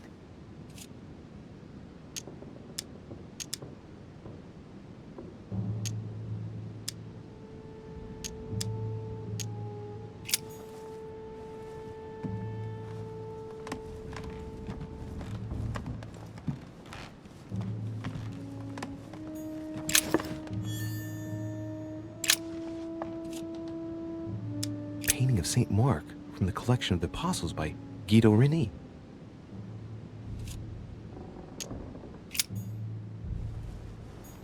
Several portraits of apostles, all signed by Guido Reni. Looks like someone touched this commode recently. There are fingerprints on the sheets and in the dust.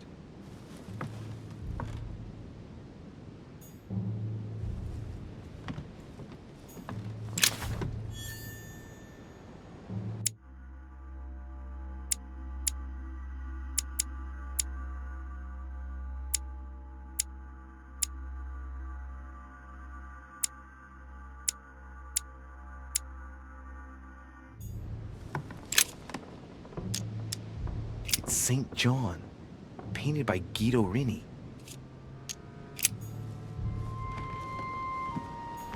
The New Testament.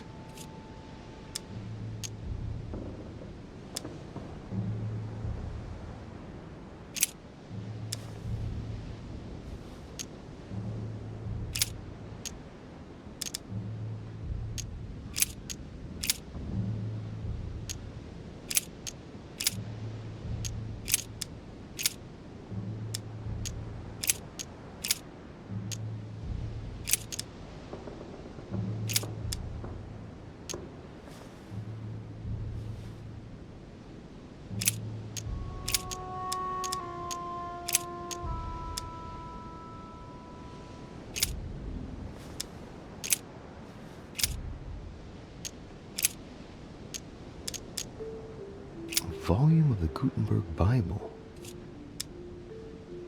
This volume dates from the first edition of Gutenberg. It's the first book that was ever printed. The pages are covered in annotations in Latin, French, and Hebrew. Someone spent years studying this Bible.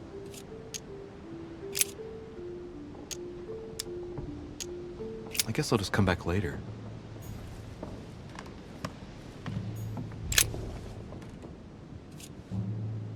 A drawing of the Apostle Matthew, painted by Guido Rini. He's represented as writing the word of the Lord, transmitted by the Holy Spirit, who appears here in the guise of an angel.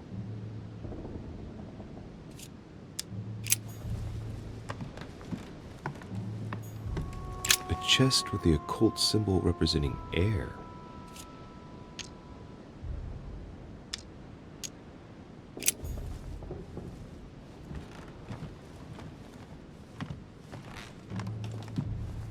St. Paul, painted by Guido Rini. Of the 4 apostles shown in this piece, Paul is the only one who isn't an evangelist. He is the 13th apostle.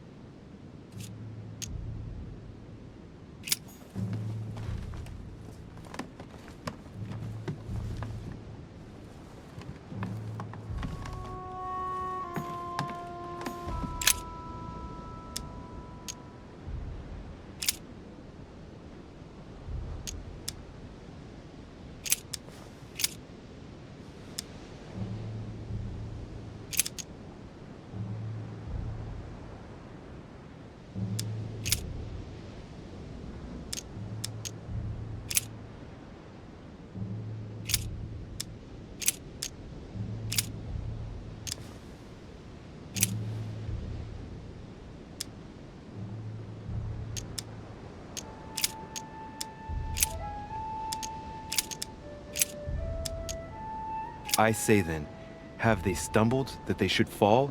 God forbid, but rather through their fall, salvation is come unto the Gentiles, for to provoke them to jealousy. Wait, a note from Mother is carefully folded between the pages here. What does it say? Dear E, I'm glad you found this note. I was afraid the code of the 2 groups of pilgrims would mislead you. Pick up the package. You know where, and hide it where no one will find it. It's imperative. Awaiting your reply, hidden behind the youngest apostle. What? The youngest apostle? What does Mother mean by that?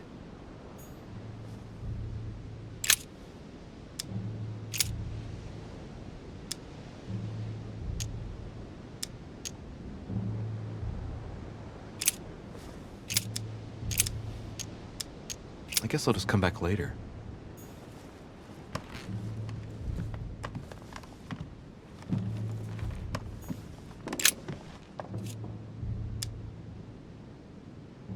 Painting of St. Mark from the collection of the Apostles by Guido Rini. There's nothing worth noticing here.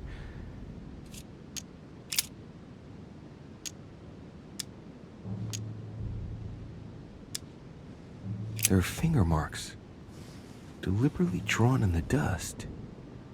8 in all. Little characters are engraved on the chest of drawers under the urn. It's a sentence in Hebrew.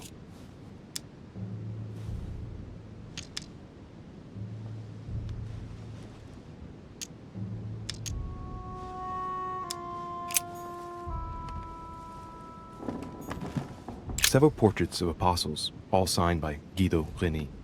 Looks like someone touched this commode recently. There are fingerprints on the sheets and in the dust.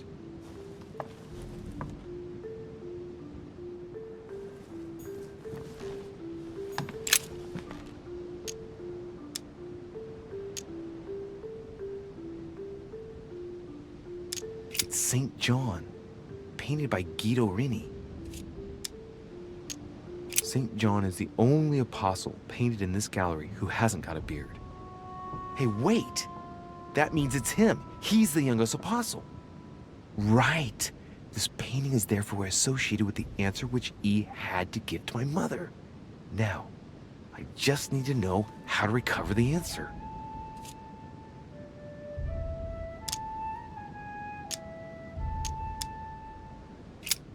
The painting looks like it's been taken down recently. But wasn't my mother said that she would wait for an answer hidden behind the apostle? Ah, of course. There's something written behind the painting. On the second day, the pilgrims will listen to the prophecy of the young apostle. They shall add 1 companion to their left and 3 to their right to complete their rank. What does it mean?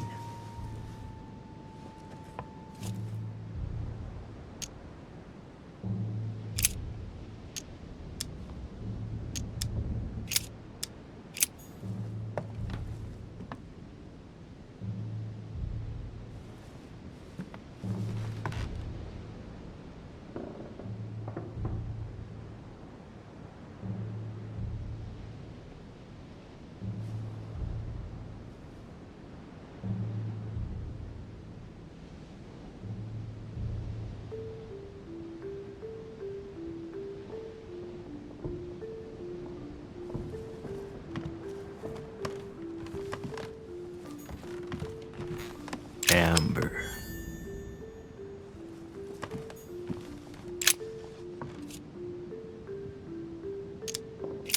There's nothing worth noticing here.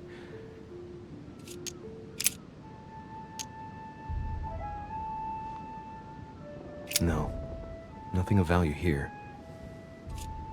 It's too cumbersome for me to unhook here, but judging by the dust, it hasn't been moved for months, if not years.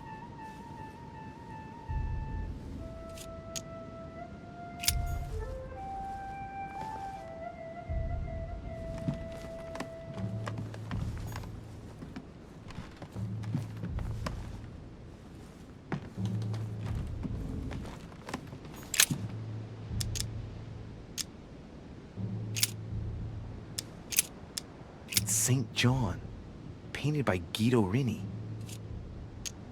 St. John is the only apostle painted in this gallery who hasn't got a beard.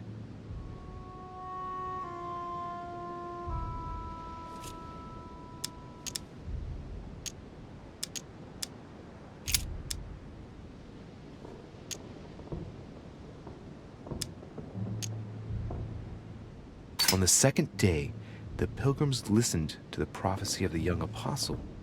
The prophecy of the young apostle, that was John.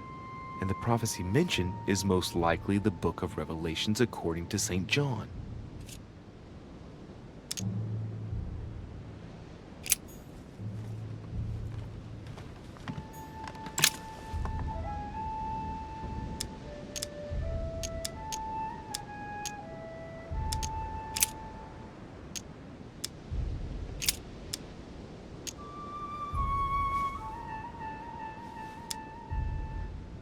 He that believeth on him is not condemned, but he that believeth not is condemned already, because he hath not believed in the name of the only begotten Son of God.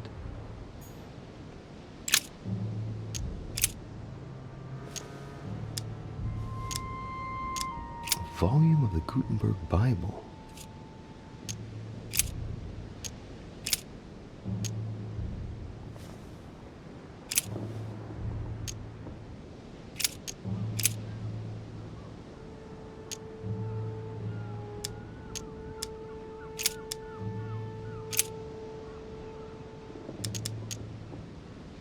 If we say that we have no sin, we deceive ourselves, and the truth is not in us.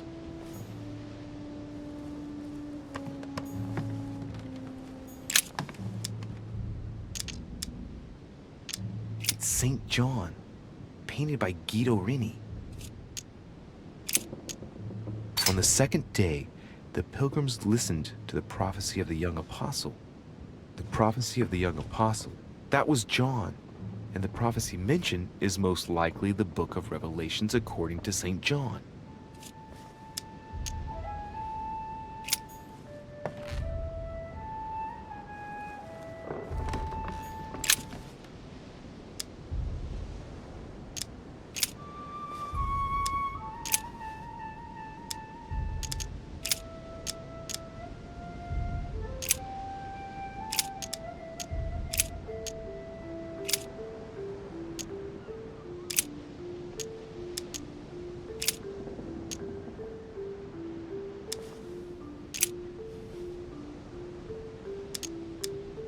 And I heard a voice in the midst of the four beasts say, "A measure of wheat for a penny, and 3 measures of barley for a penny. And see thou hurt not the oil and the wine."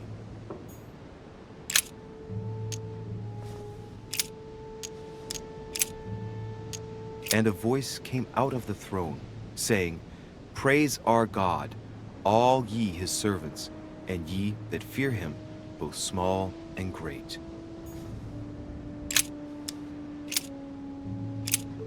And the woman was given 2 wings of a great eagle, that she might fly into the wilderness, into her place, where she is nourished for a time, and times, and a half a time, from the face of the serpent. Hey, a new note. It's been folded carefully in the corner of this page. The writing, it's not my mother's. S. I found the book in your effects. I've concealed it where no one can get their hands on it. I can assure you, awaiting your instructions, I will hear your reply like he who hears the angel. Hears the angel? What does that mean? Oh, it's probably the place where she was expecting to get the location of the next note.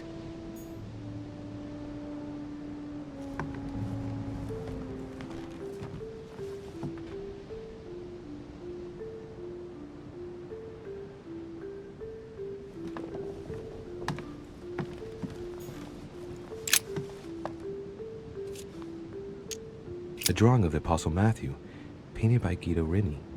He's represented as writing the word of the Lord, transmitted by the Holy Spirit, who appears here in the guise of an angel.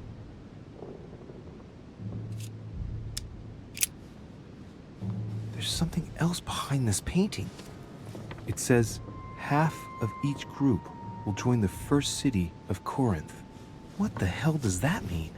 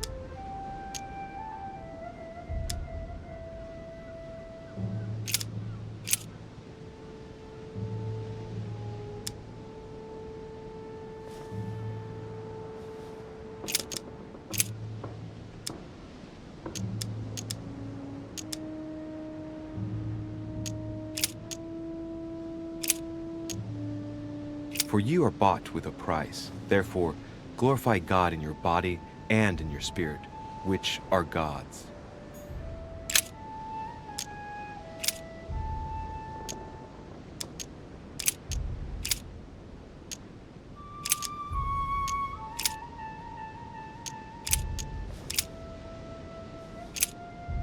For the Jews require a sign, and the Greeks seek after wisdom.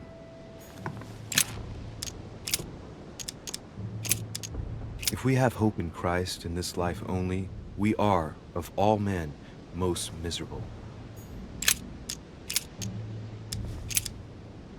Now, therefore, there is utterly a fault among you, because ye go to law with one another. Why do ye not rather suffer injustice? Why do ye not rather suffer yourselves to be defrauded? Ah, look, here's a message. It is of paramount importance that no one finds it.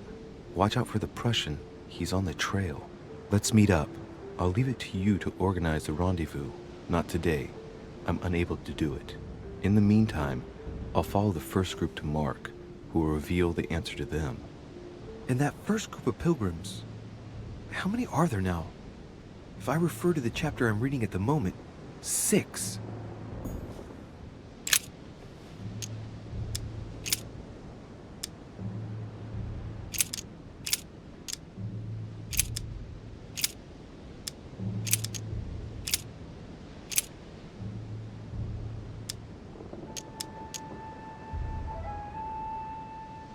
And behold, there cometh one of the rulers of the synagogue, Jairus by name.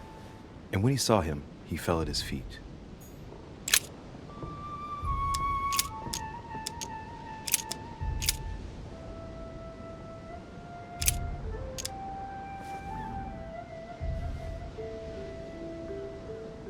Then came together unto him the Pharisees, and certain of the scribes, which came from Jerusalem.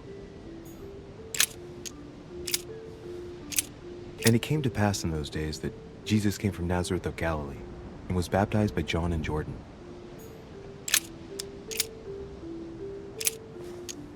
And as they did eat, Jesus took bread, and blessed it, and broke it, and gave it to them, and said, Take, eat, this is my body.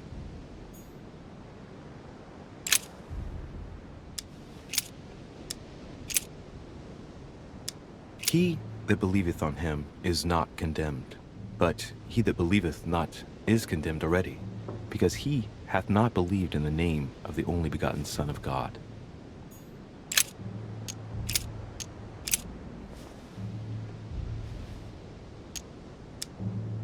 And so many came and couldn't find the body of the Lord Jesus.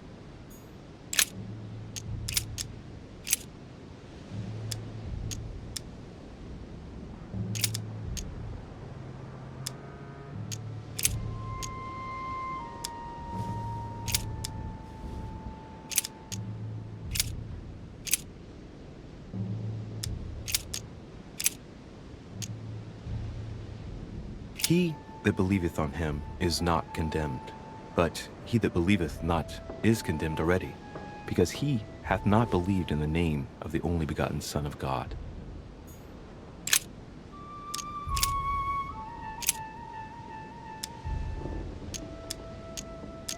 And it came to pass in those days that Jesus came from Nazareth of Galilee, and was baptized by John in Jordan.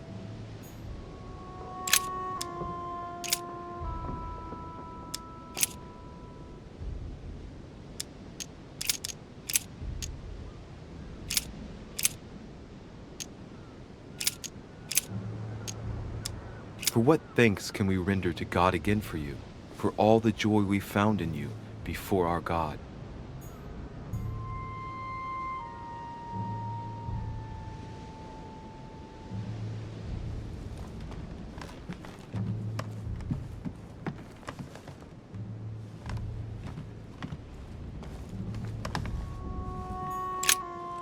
St. Paul on the road to Damascus by Caravaggio. Caravaggio attained a magnificent command of black and the play of colors too. Paul facing an ordeal, the curtains of his illusions being raised, and receives the light from his Savior.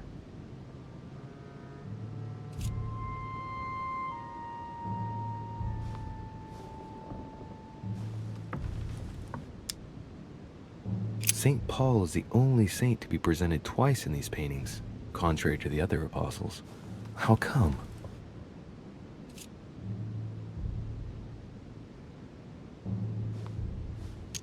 This painting has been hanging here for a long time. A lot of dust is built up on it. Well, a finger has drawn a number in the thin layer of dust. I can read the number 4.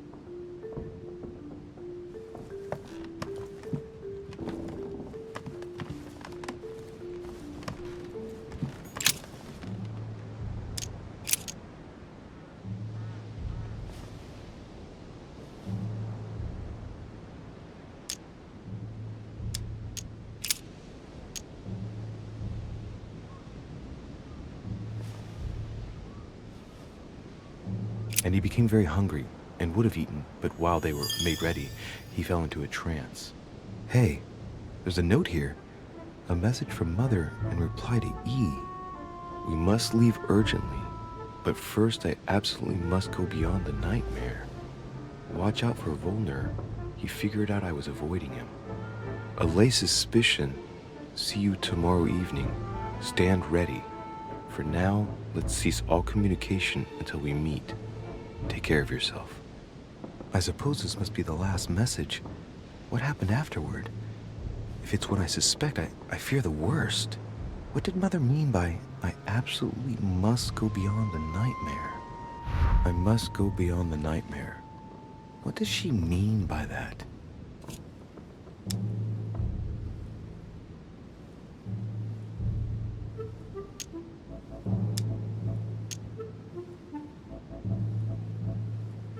Clearly, she must be trying to do something useful, but what? The nightmare. Does that remind me of anything?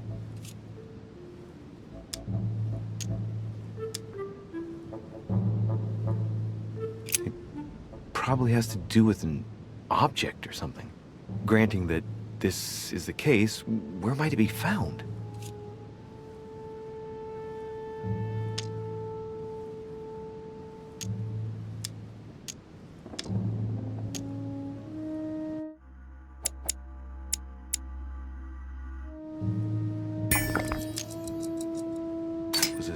Study. I'm practically sure of it. Yes, it's the painting that was behind Mortimer's study. Well, let's see if Mortimer has anything to hide behind his painting. Mortimer's getting his guests together. I ought to join them so I don't look suspicious.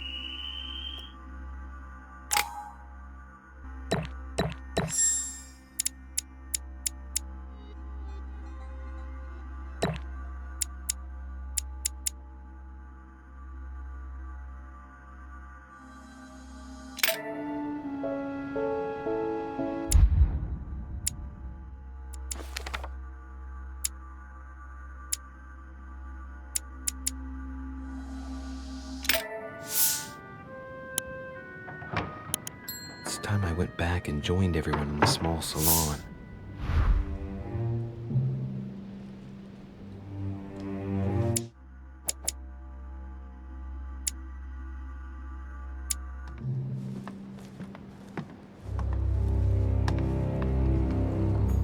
You are expected in the small salon, sir.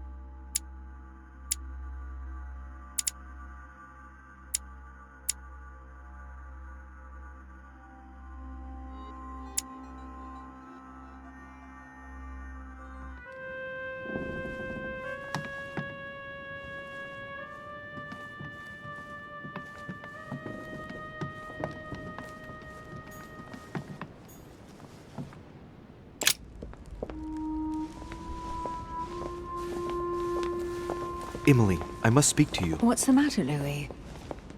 I have news about your sister. What have you found out? Look, I've started piecing together the events leading up to my mother's disappearance and your sister's. Did my mother know about your secret? Yes, even though I belong to the English chapter, her rank in the Order gives her access to a good deal of personal information. It must have been Emma I saw in my vision. I was given to understand that my mother and your sister bonded during their stay.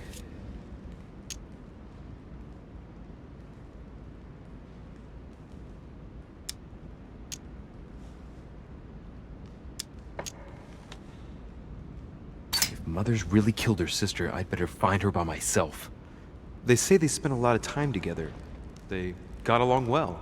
Oh, really? Do you think your mother liked Duchess Hillsborough? Of course she did. After all, she's your sister. Well, we'll find them, Emily. Trust me. Should I speak to her about my vision? If what I saw is true, she might want to take revenge.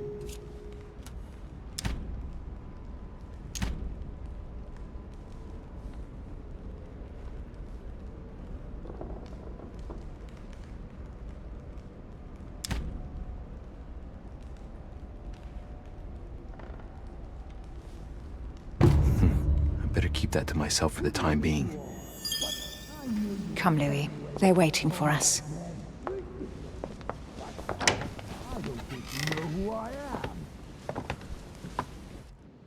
You will pay dearly, Peru. I'm sure you were involved somewhere along the line. That's right. Pretend you don't know. One piece of advice. Don't travel through France on your way back, or it'll cost you dearly.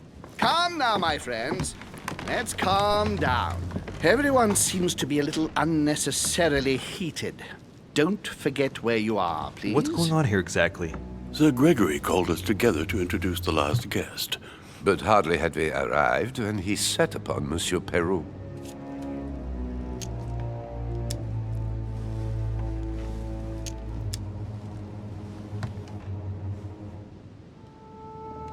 And what has Mr. Peru done to once again provoke someone's anger?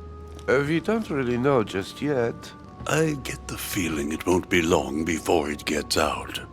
How could you dare do such a thing? Dios mío, you are all out of your minds! Really, Duke Manuel? What made you kick up such a fuss? What? Have you not heard? Well, let me inform you that yesterday morning at 10:22 a.m. precisely, in the middle of the Place de la Révolution in Paris, by decree of the National Convention which Monsieur Peru works for, King Louis was guillotined. What? No. The King of France is dead, gentlemen. Our monarchies are in danger. I have said it before. How dare they? Oh, dear. Oh, as if...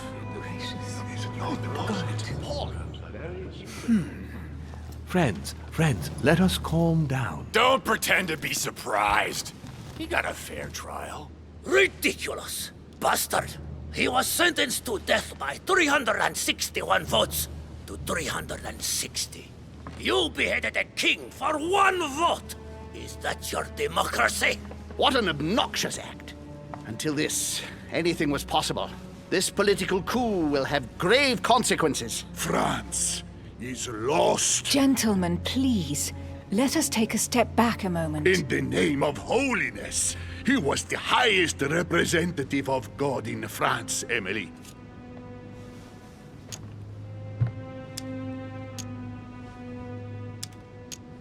Gentlemen, Duchess, we're all among people of reputable company here.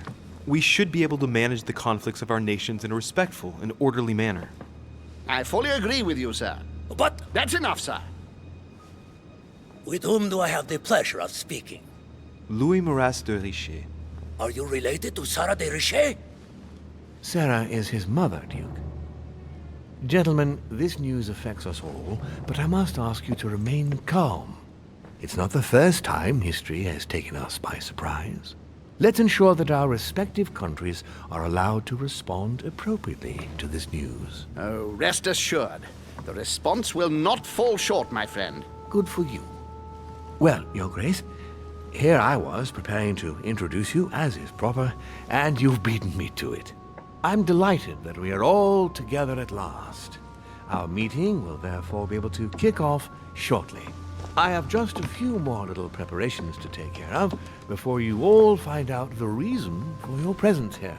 In the meantime, I shall leave you to get to know one another.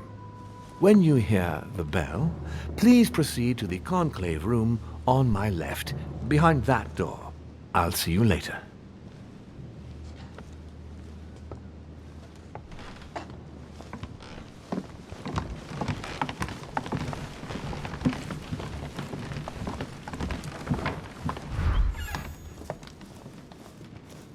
Could you spare a moment, please, sir? I'm glad you asked. I want to talk to you, too. Of course. I heard about your mother's disappearance. He looks concerned. I don't know why, but I doubt it's from sympathy alone. Well, let's see what he wants from me. Any news of her? Have you found her, maybe?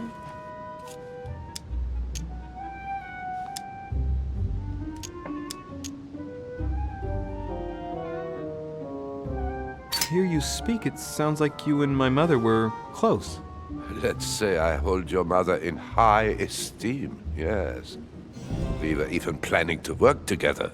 That's what he was getting at. Did she tell you about our arrangement?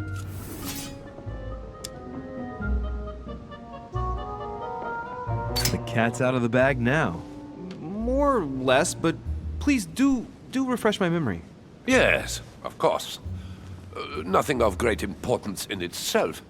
During one of our discussions, she spoke of an old book, which might have been of interest to me, and she had agreed to let me have it.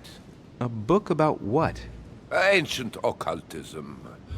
As you are aware, I am a doctor of theology. You might have come across some old books in her belongings, perhaps?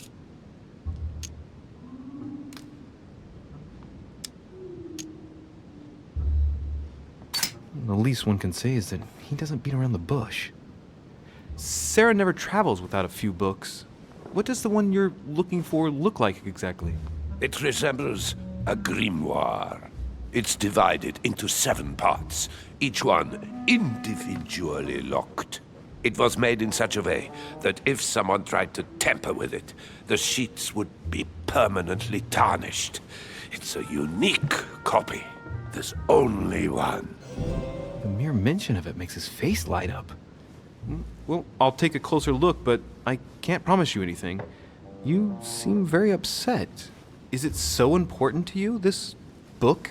Well, it's the search of a lifetime. What can I say?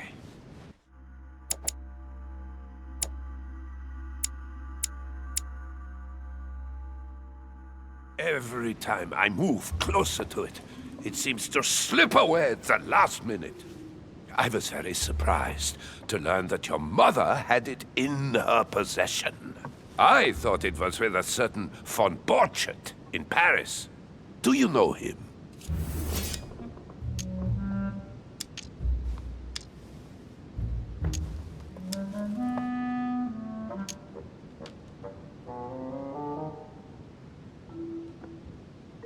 Indeed, my mother and I had a brush with this individual just a few months ago.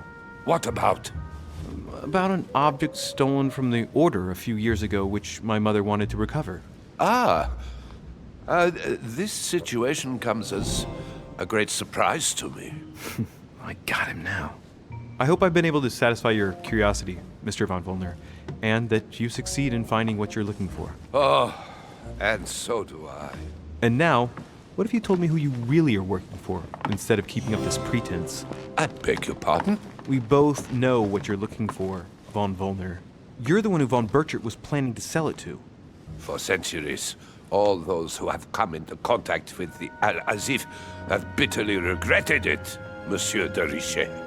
You are playing a dangerous game. Please know that I am working for someone who does not appreciate anyone poking around in his business. Let me guess.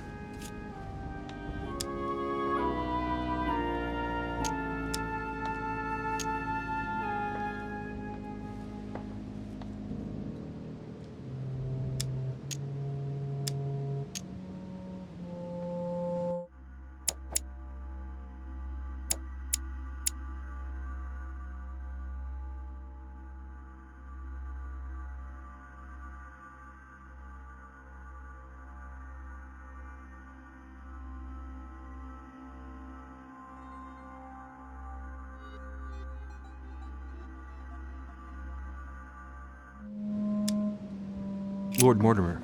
Oh, you are way off the mark. There's nothing more for us to say. Goodbye.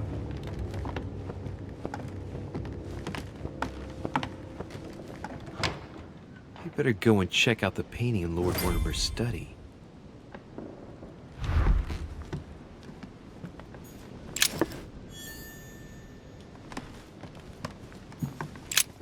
There's a pattern with 5 circles on this chest.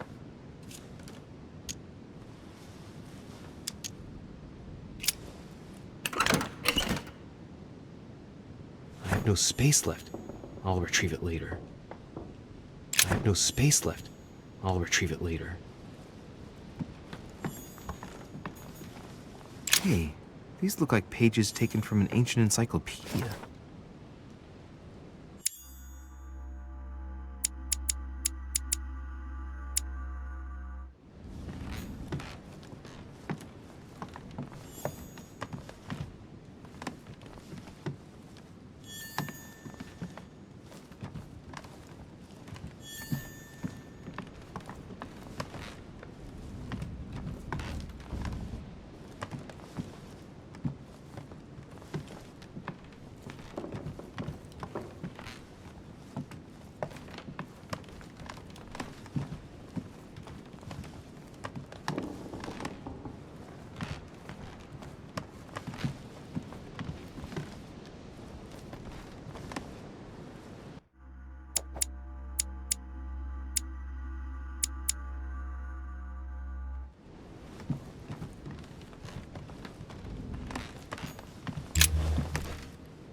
Monsieur Bonaparte, may I speak with you a moment? May we?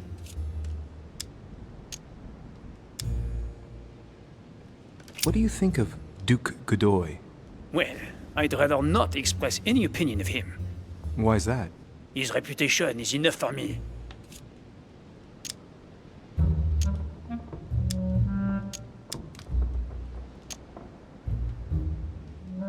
Meaning? This gentleman enjoys people talking about him for too many reasons. His undeserved titles, more than 10 in just 4 years, and each one more prestigious than the one before. You don't think he deserves them? If I had seen him on the battlefield, there might be some doubt. But that is not the case. The Queen would rather not risk losing him, so she consoles him with awards and titles. So you don't have a very positive opinion? His coveting French Catalonia does not encourage me to have one. I understand your point of view. Would you have any more information about the conference Lord Mortimer spoke of? Nothing at all. Mortimer is very committed to secrecy when it comes to his conferences. But given the presence of Monsieur Peru and ourselves, I think it must concern France to some extent. Otherwise, I doubt he would have invited 3 Frenchmen to his table, huh? Well, I'll be leaving you now. Shall we meet up again later? Wait, monsieur. Any news of your mother? Unfortunately not, no. I hope to speak with her about my deal before I leave. Let me know if you find her. À plus tard, monsieur.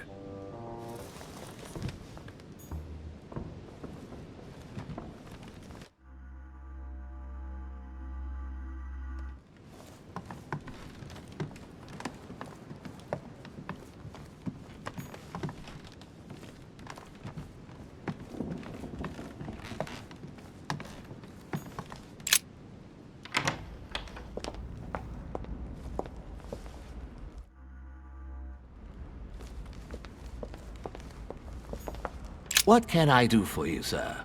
I am at your service day and night, sir.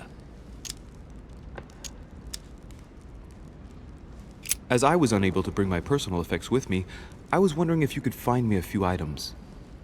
Of course, sir. What would you require?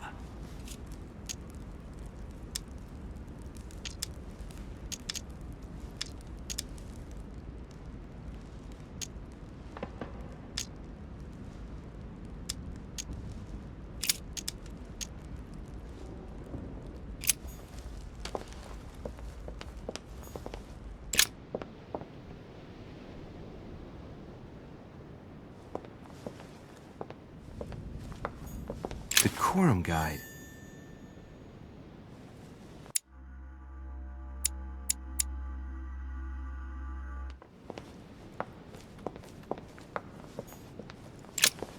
What do you want, Louis? What do you think of our last guest? Well, I never thought I would get the chance to meet that Hispanic Casanova in the flesh. His reputation is well known. The gentleman collects lovers, including, would you believe it, the Queen of Spain.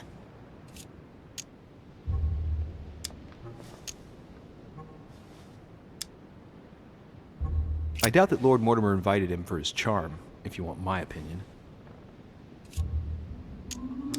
Emily, what can you tell me about the coming conference?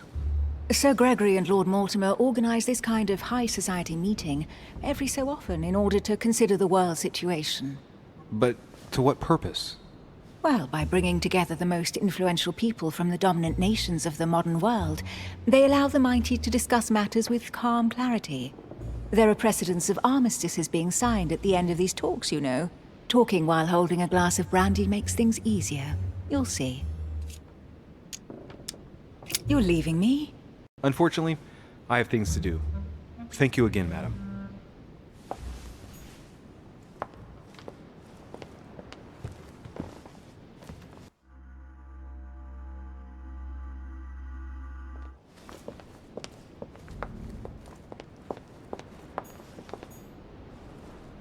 Monsieur Napoleon Bonaparte.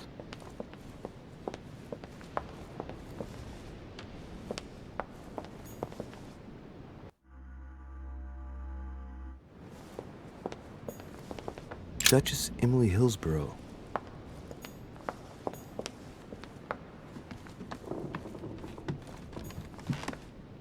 Duke Manuel Godoy.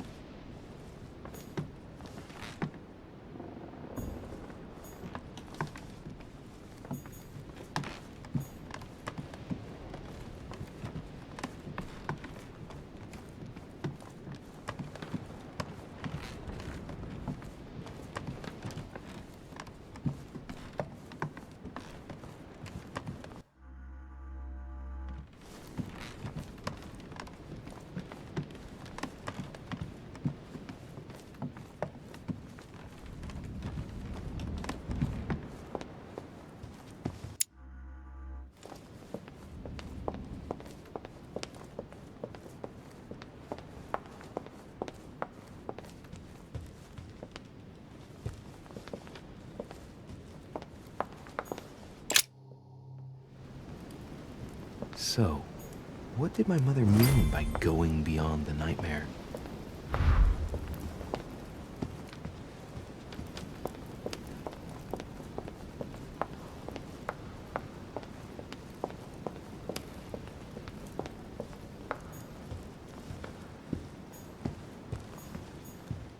No, what have we got here? Oh, it looks like a model of a lock. It's as if Mortimer is fond of complicating things sometimes. Well, I hope I'm great, honey.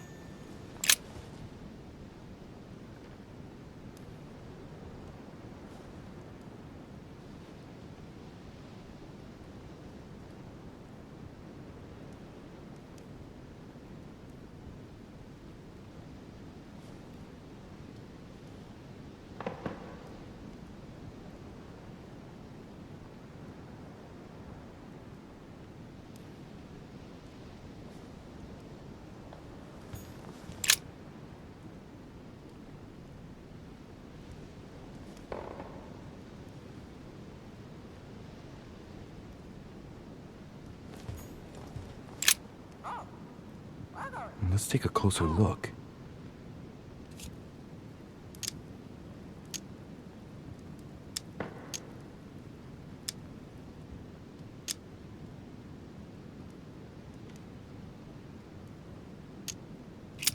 Dark chocolate beans. Very bitter. They're greatly prized in high society.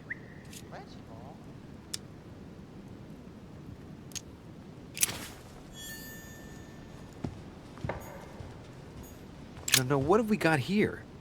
Oh, it looks like a model of a lock. It's as if Mortimer is fond of complicating things sometimes. Well, I hope I never have to try and unlock it.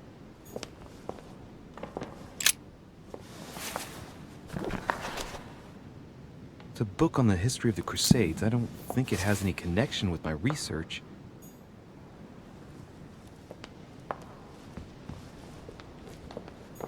The Nightmare painted by Fuseli in 1781. Ah, this must be what my mother was talking about.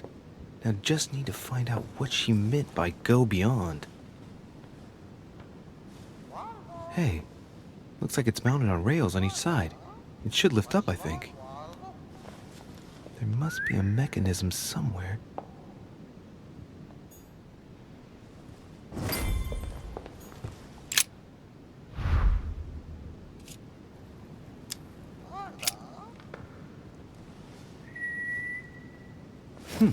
Might come in handy.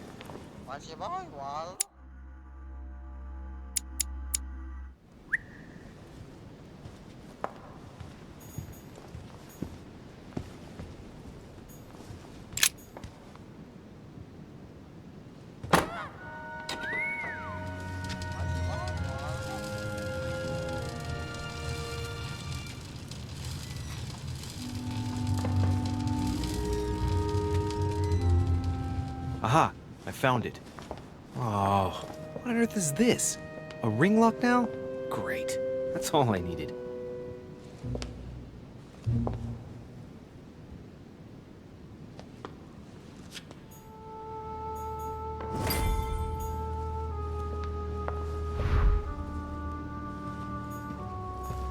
No, what have we got here? Oh, it looks like a model of a lock. It's as if Mortimer is fond of complicating things sometimes.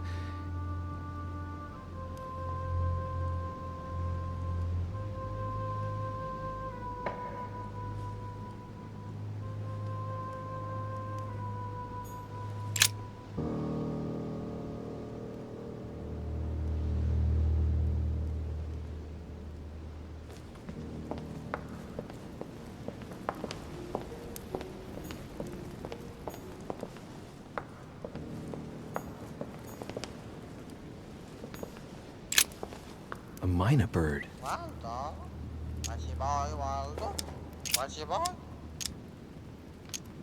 Well, Waldo, is your master good? Sarah de Riche? Waldo, you know Sarah?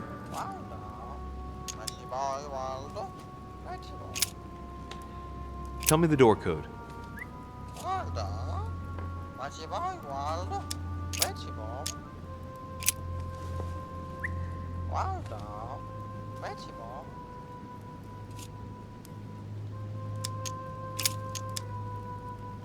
Tell me the door code. Here I am talking to a bird. Shame on me. Well, Waldo, is your master good?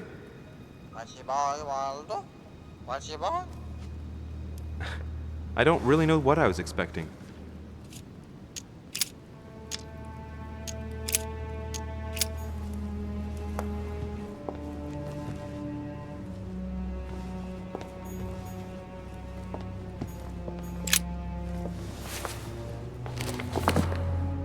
History of the First Crusades by Pierre Amédée de la Sarde. Hey, the dates indicate AL, and it looks like 4,000 years have been added to our calendar. Oh, that counting system again.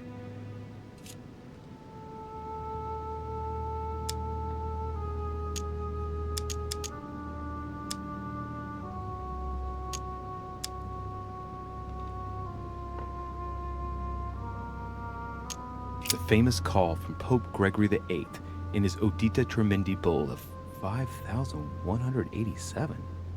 Oh, the crusade where Richard the Lionhearted distinguished himself. It states the first sea blockade of Saint-Jean d'Acre was broken in the 12th month of 5,190 AL, whereas the siege had been going on for 2 years.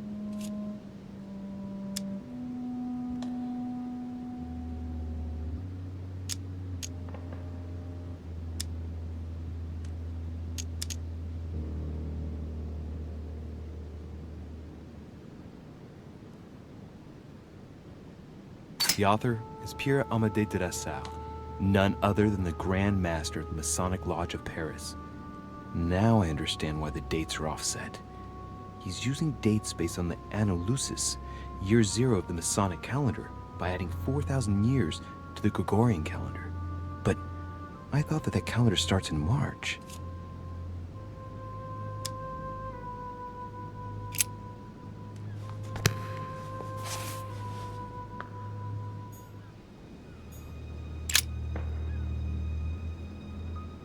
Hey, there are 2 dates on this painting. 1154 AD and 5154 AL.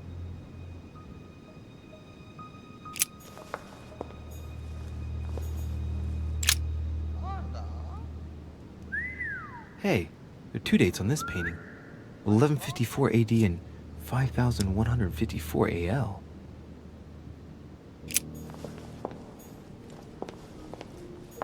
This painting isn't finished. And it looks like Mortimer probably did it. Not bad, but you can't exactly say it's been done in the style of the period. A painting depicting the Third Crusade. It's titled Winter Before the Fall of Saint-Jean d'Acre.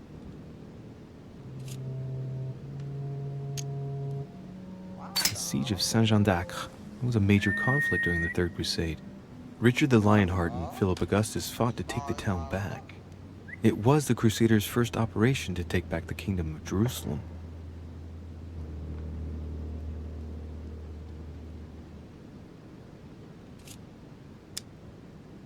I get the impression I've seen that before. In fact, I've read something on the Crusades before in the study. He clearly loves the subject.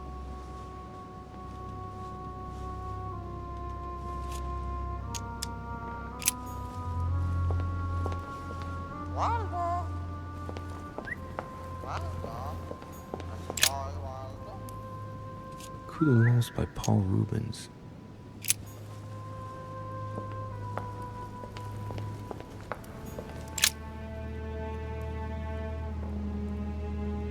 William Alexander Mortimer I, the 12th month of Anno Lucis, 5190. That's a funny date. That date in 5000 is something again. I wonder what in the world it means.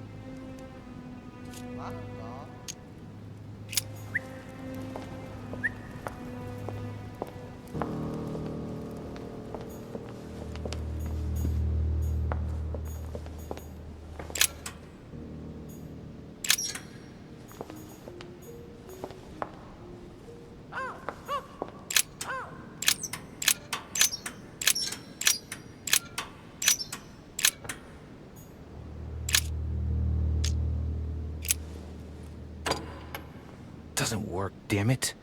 I really thought I was close. 1,190. Isn't the right date when you subtract 4,000?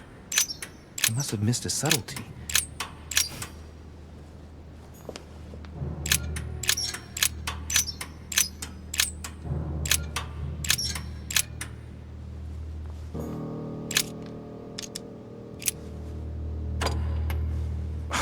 Still not working. I get the impression I counted the wrong way. It must be 1 year more then, right?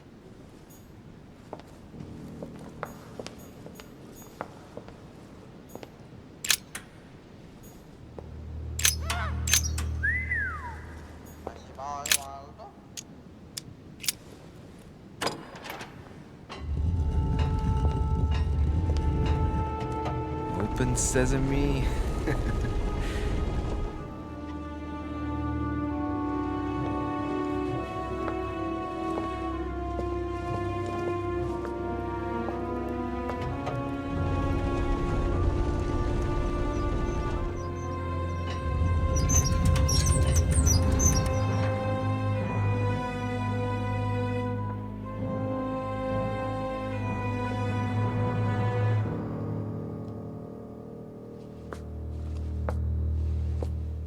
Let's see what you've been hiding, Lord Mortimer.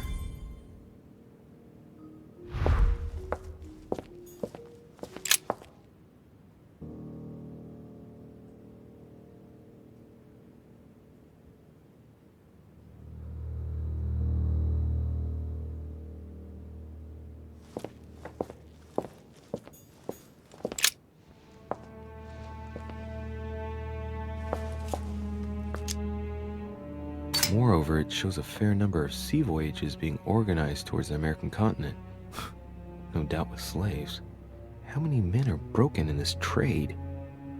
Tens of thousands each year, according to what people say. It shows the forces present in Africa. This is unexpected activity in this sector.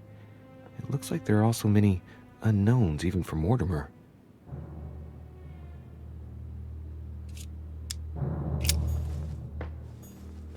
Great, honey.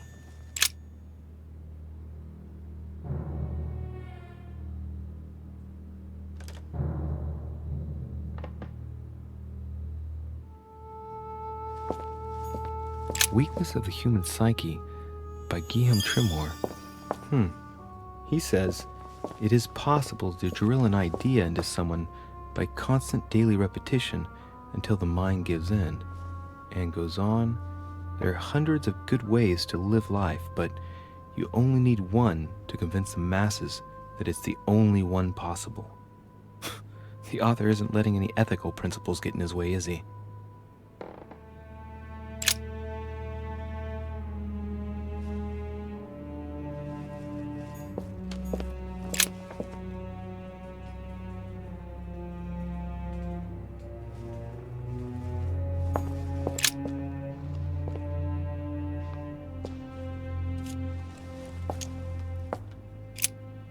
This shows the forces present in America.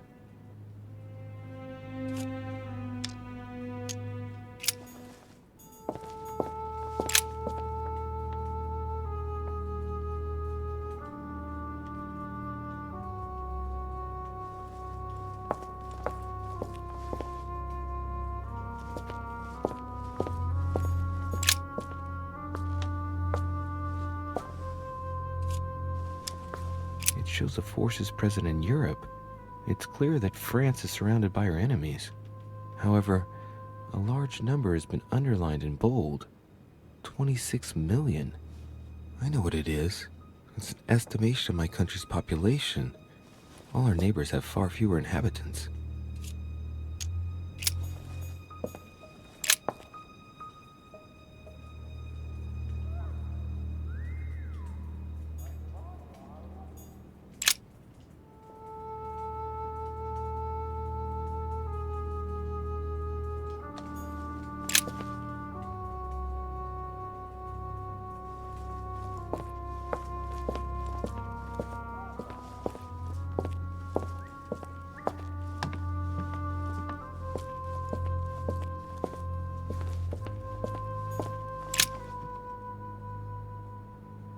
is my mother's writing.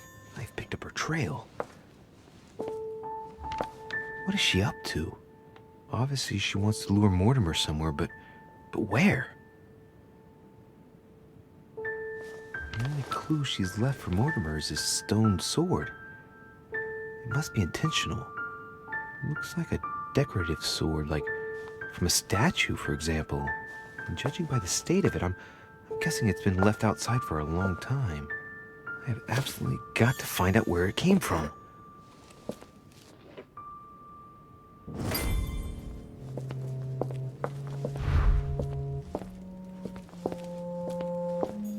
Preservation using formaldehyde. Just as disgusting as ever. Something strange about this table. The Little Surgeon's Perfect Collection.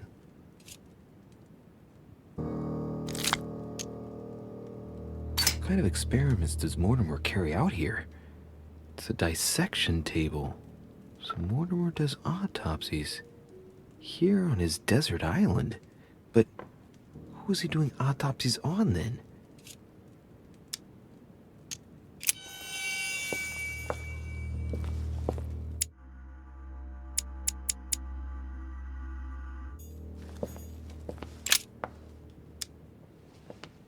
Strange. I don't recognize the alphabet. I wonder where the pictograms are from. It isn't Egyptian or Hebrew. There are two inscriptions on the sides as well as on the top. No way to know what's underneath. Absolutely no idea what it's for, but I find this cue fascinating. These are feathers. Pigeon, probably. A skeleton by the name of Gustav, if the plaque on the plinth is anything to go by. Mortimer's given a name to his anatomy skeleton. That's morbid. Oh, his right hand is missing.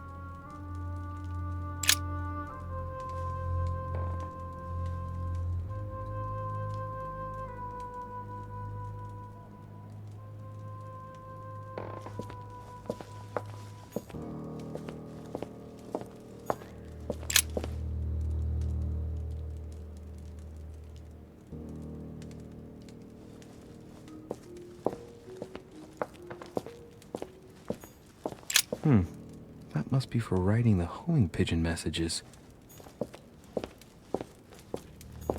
Carmelite water. They say that if you drink this, it gives you a real boost.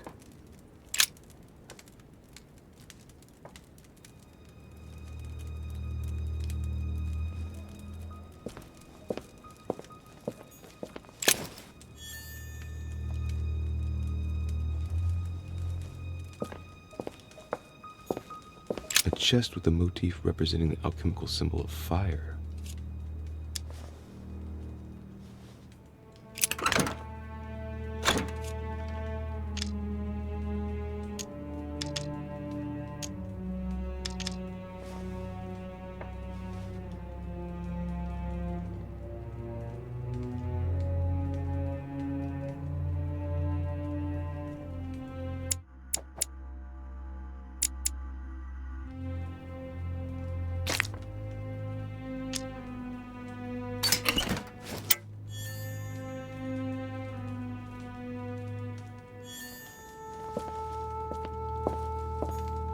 Honey, the remedy of the gods.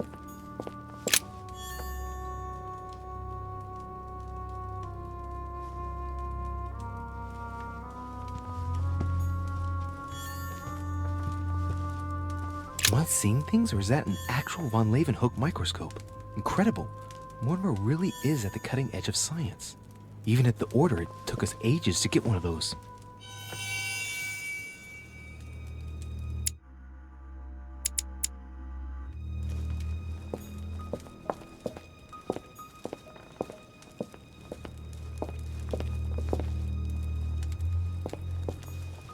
Three rusty old nails. They're about 20 centimeters long. Some goat skulls, chicken legs. Now we all know what that's for. I'm a little surprised at Mortimer.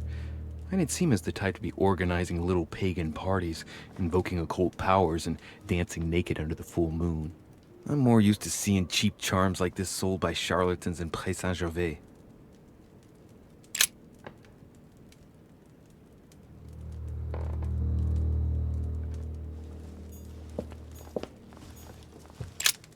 Look, a pack of tarot cards. Has he been reading the cards? Mortimer? That would surprise me.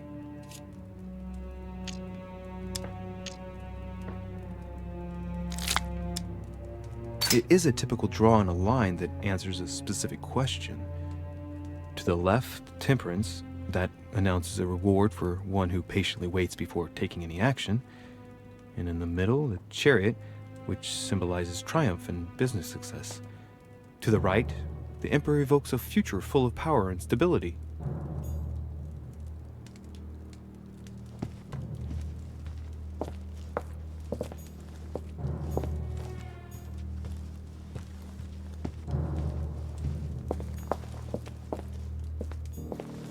Table of alchemical elements. So, Lord Mortimer also studies alchemy? It seems like he's interested in everything.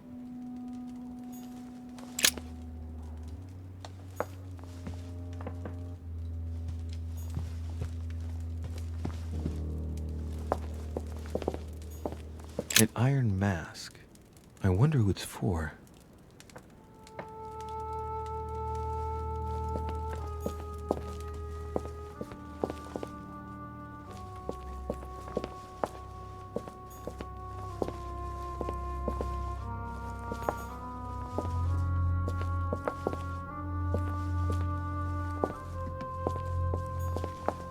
Locked.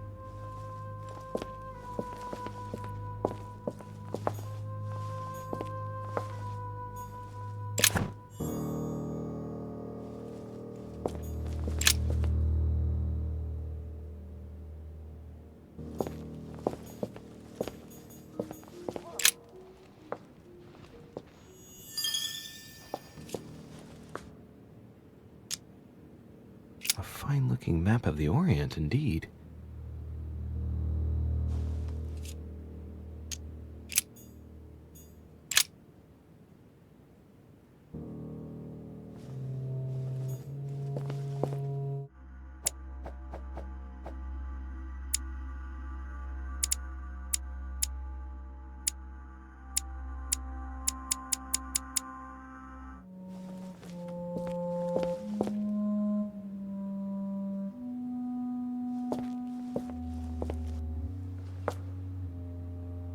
Oh, shit. How am I gonna get out of here now?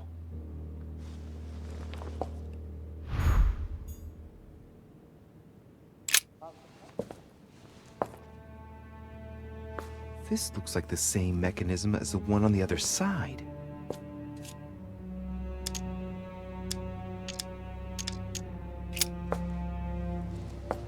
Looks like the same as the one on the other side.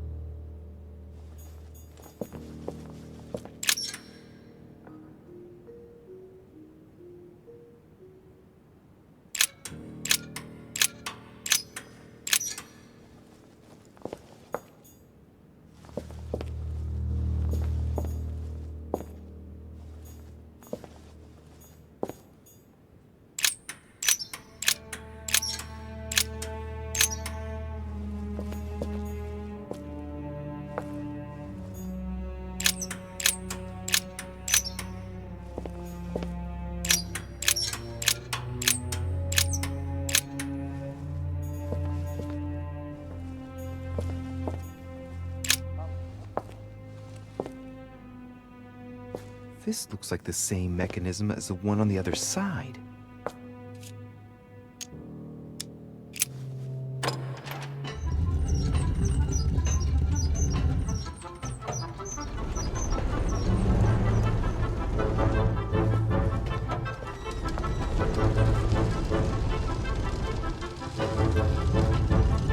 Well, better not dwell on it then.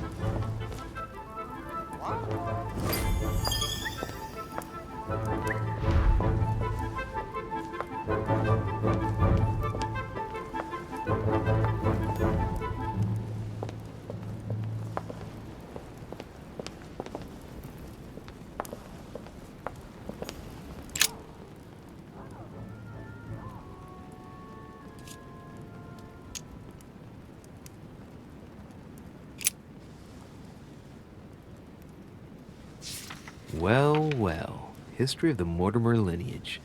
Looks like his ancestors have always sought to improve society and have had an open attitude towards the arts.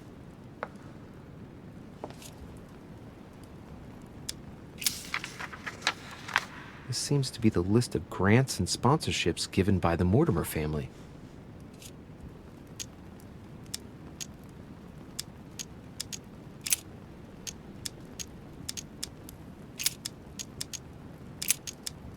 In 1513, the Mortimers financed an expedition of Ponce de Leon to the New World. That was the expedition that resulted in the discovery of Florida, in fact. In 1645, the Mortimer family allocated a pension to be passed down the generations to the Nérac family from Bordeaux, shipowners and refiners from father to son, a family known for their expeditions to Africa and America.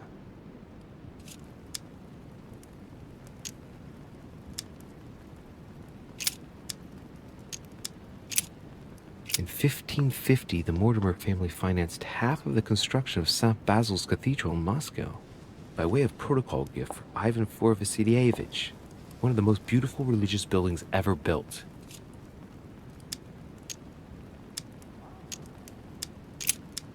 In 1567, the Mortimer family financed a brickworks in Qinhongdao in China, fitted out with 51 furnaces 3.5 meters high, in guise of a protocol gift for Long King, the emperor of the Ming Dynasty. In 1772, Lord Mortimer made a donation of £112,000 to the attention of Achille Basmarin, major shipowner of Bordeaux, for the construction of a ship, the Clary. From 1685 to 1720, the Mortimer family allocated an annual pension to Denis Papin for his brilliant works in pneumatics and hydraulics. That reminds me of spectacular experiments such as his first submarine, which didn't end all that well if I remember correctly.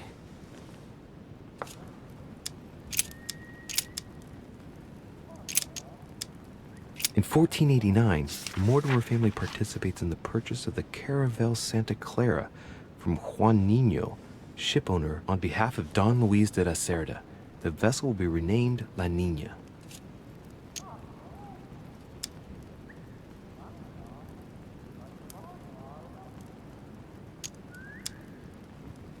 La Niña, yes! That's one of the 3 caravels of the expedition of Christopher Columbus. It enabled him to discover the Americas. Well, you can certainly say that grandfather had a flair for business. In 1645, the Mortimer family allocated a pension to be passed down the generations to the Nérac family from Bordeaux, shipowners and refiners from father to son, a family known for their expeditions to Africa and America. From 1235 to 1280, the Mortimer family granted an annual pension to Albert the Great, Archbishop of Regensburg, in order to fund his research in the writing of De Mirabilibus Munci, books about the wonders of the world.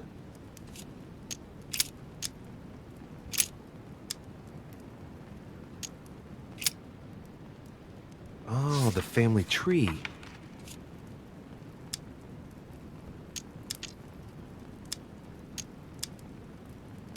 All right. For one, the women of the lineage are not mentioned at all.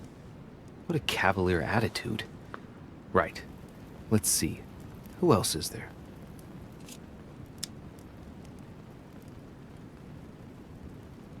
Only son, a descendant with a singular name. He also took a wife and had only one child, named William again.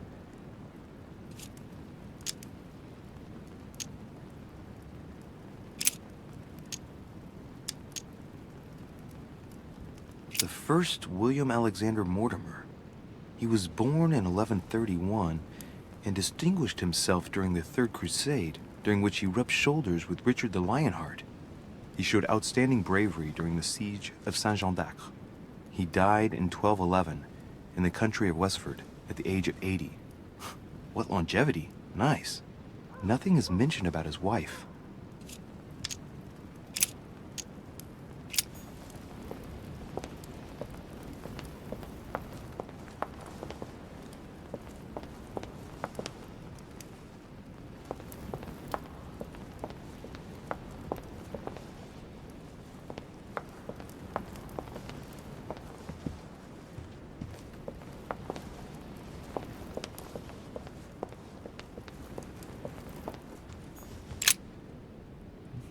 Which four-letter word could open this chest?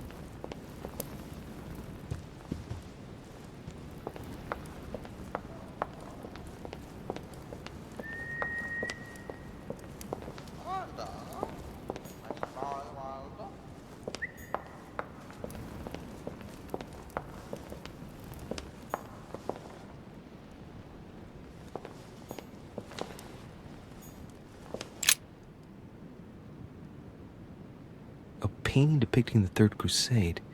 It's titled Winter Before the Fall of Saint-Jean d'Acre.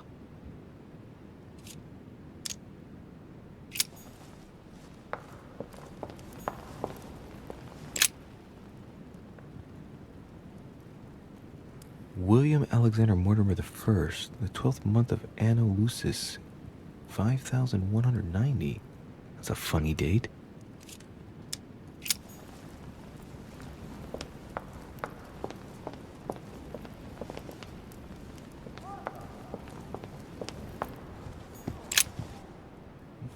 Which four-letter word could open this chest?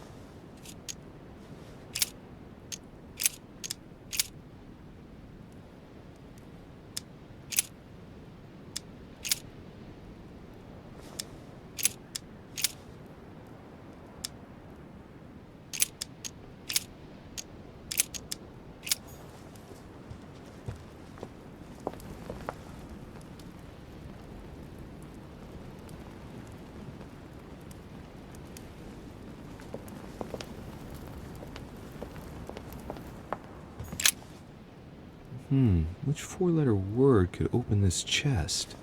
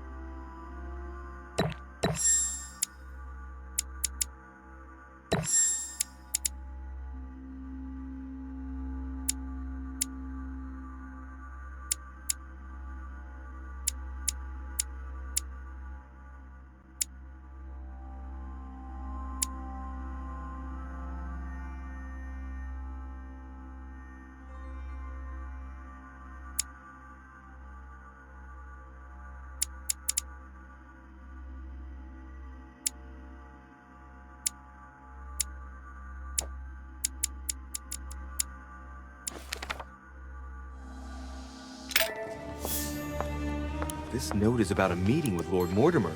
There's no doubt about it. All right, I need to find out where the sword that came with it's from in order to find Mother.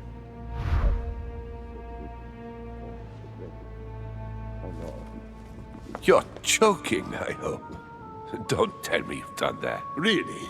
How do you expect me to guess? Oh, for God's sake, just ask them.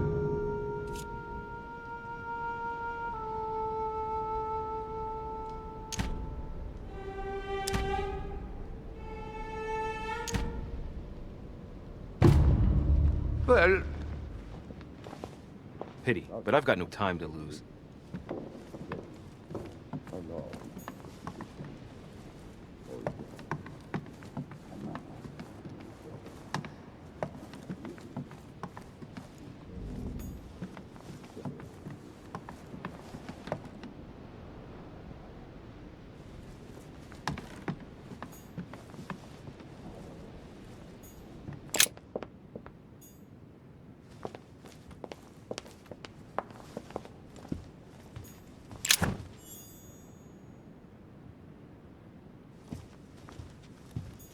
There's the alchemical symbol of the earth on the lid.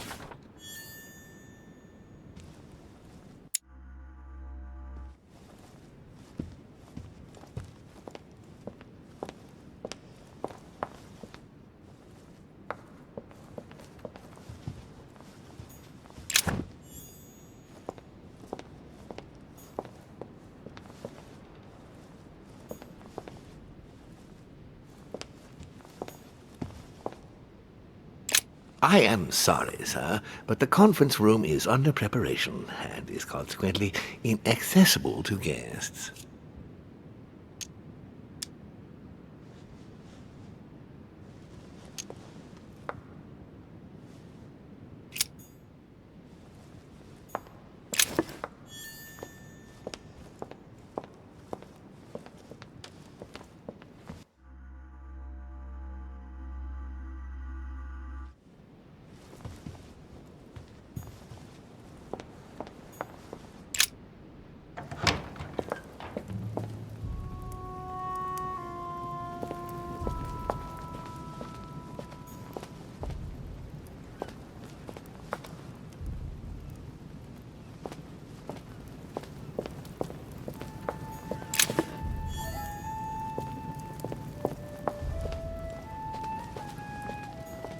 Well, Monsieur de Richet, what brings you here?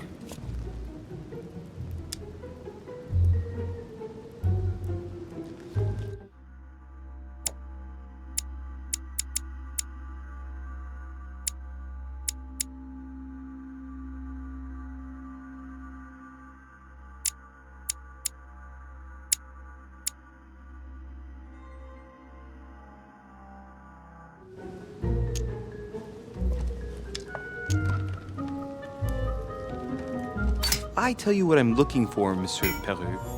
Will you promise to keep it to yourself? Hell no. And anybody who gives you a promise like that is an unmitigated liar.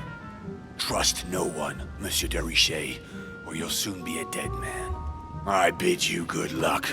You'll need it.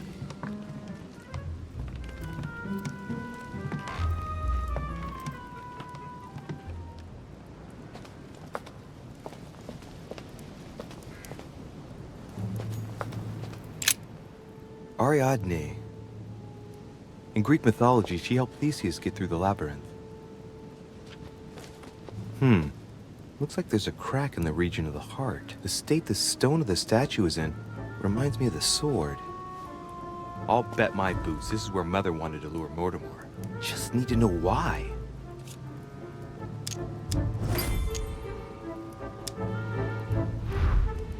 I guide the sword that will kill the monster. Let's see.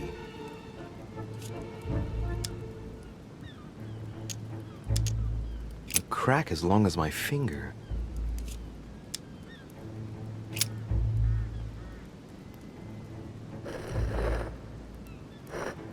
And what's going to happen if I've got it wrong?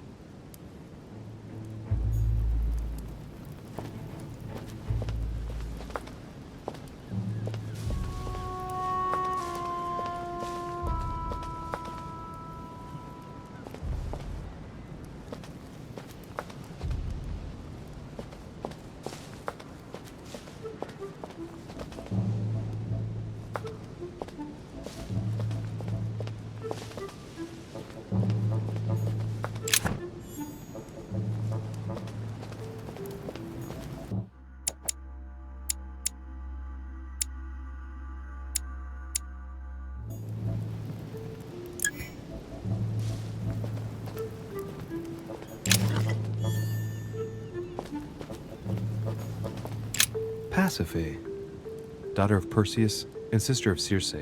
She married Minos and became the queen of Crete.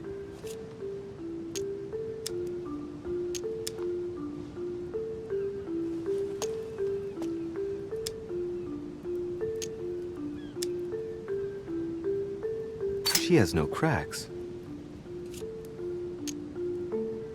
All right, well, let's continue anyways. I wonder what this kiosk is doing in the middle of the garden. Too cramped to be able to do much. Well, there must be something going on there.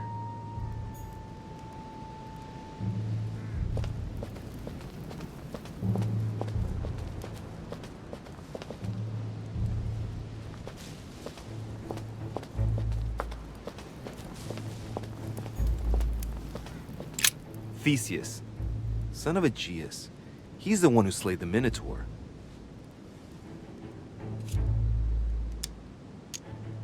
Looks like a crack has been made on his torso. It's as long as a finger. I'd say between 6 and 8 centimeters. I wonder if Mother managed to solve this enigma.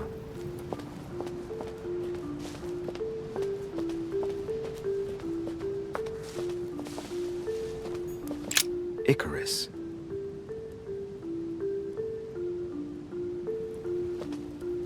Son of Daedalus and Nocrate. Impossible to mistake him with those wings. After flying too close to the sun, they came unstuck and he fell to his death. Pity.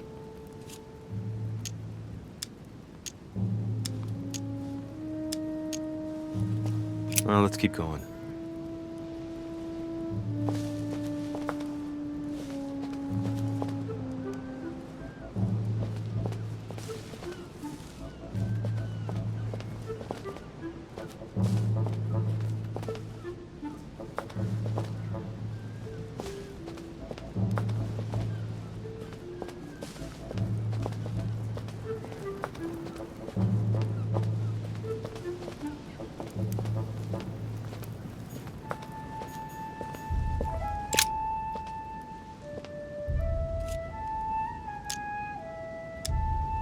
It's up to the just to deliver judgment.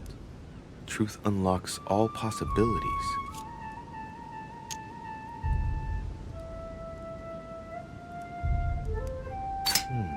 It looks like this slab moves. Well, I wouldn't be surprised if there was a passageway underneath it.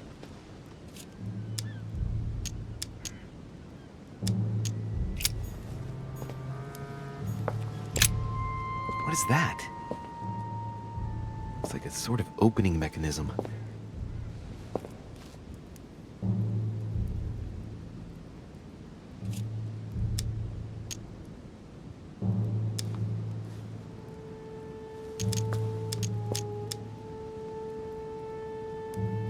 Knowing Mortimer, I bet it's booby-trapped.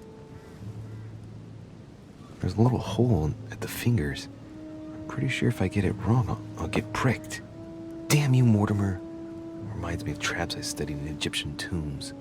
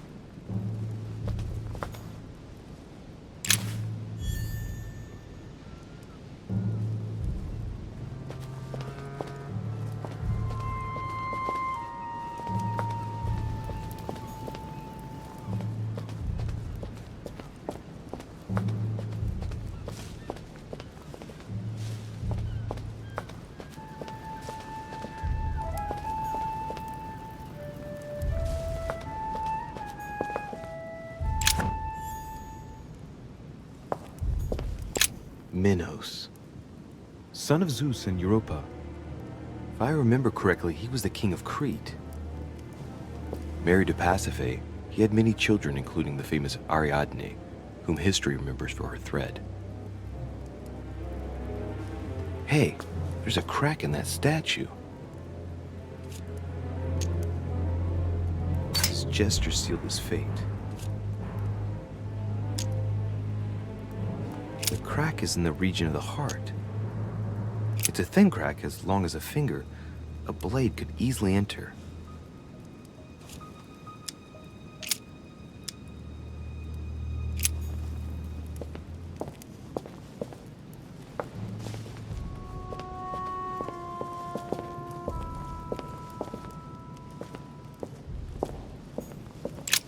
Asterion. It is rare to see him like this. In general, he's represented with the head of a bull, with the features of the Minotaur. The famous son of Minos and Pasiphae.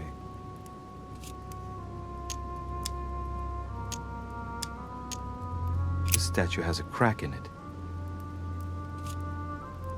The crack is thin and about as long as a finger.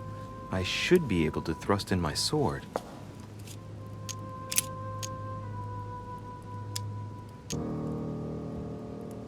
Asterion was the son of Pasiphae and Minos, or rather the result of a curse put on Minos. Minos was punished for betraying Poseidon. Of course, as strangely it often happens, it wasn't he who was punished, it was his wife. She had to mate with a bull, no less. From that union, Asterion was born, who everyone knows as the famous Minotaur. Rejected by Minos, he was shut up in the labyrinth so he could never leave. And, as if that wasn't bad enough, he died by the hand of a hero desperate to restore his reputation. Technically, Asterion is the victim of the story because he's described as a child cast out from birth. Born from an extramarital union because of the errors of his father, he was treated as an outcast all his life. And he died as innocently as he was born. A tragic story, as the Greeks knew how to do so well. Let's go.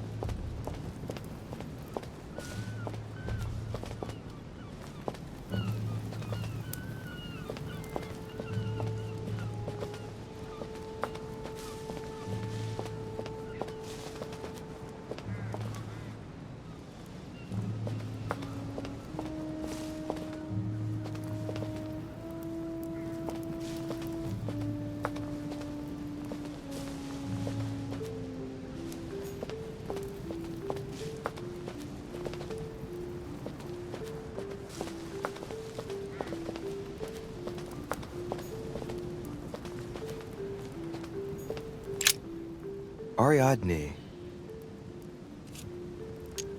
Let's try something else.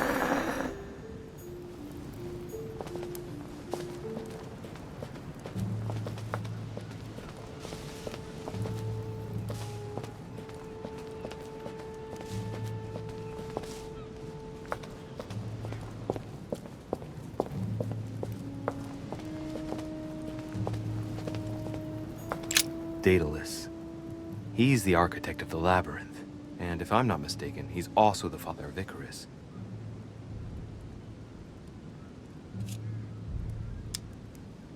Hey, there's a crack in this statue too. The crack is thin, and about as long as a finger.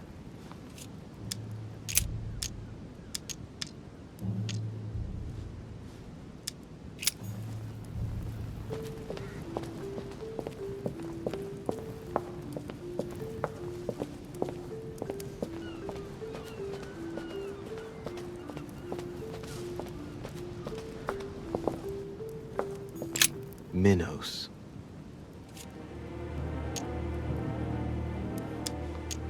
He and his queen, Pasiphae, were the monarchs of Crete.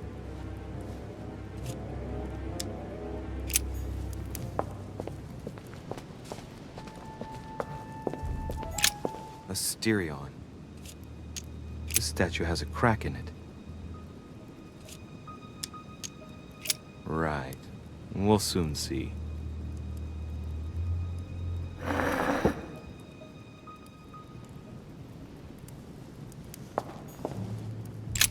Asterion. Let's go.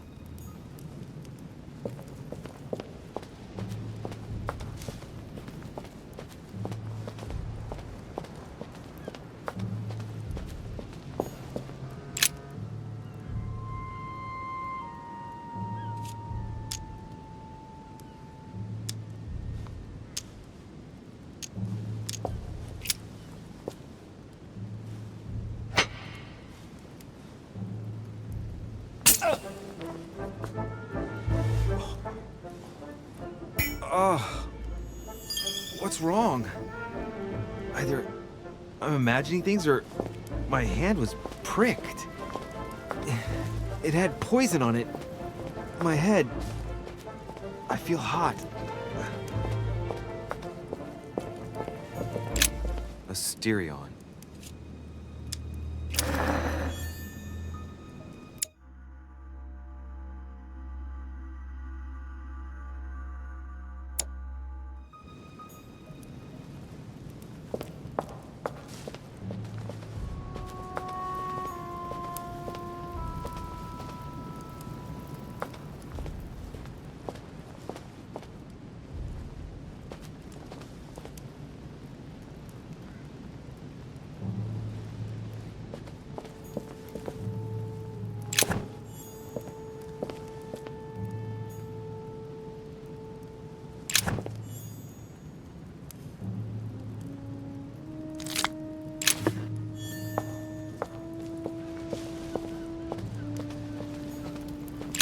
Theseus.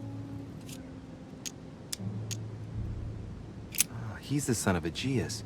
He became the mythical king of Athens, the unifying king. Pity, he's generally only remembered for having slayed the Minotaur.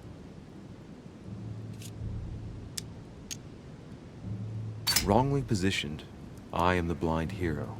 I wasn't expecting an inscription like that. Looks like a crack has been made on his torso.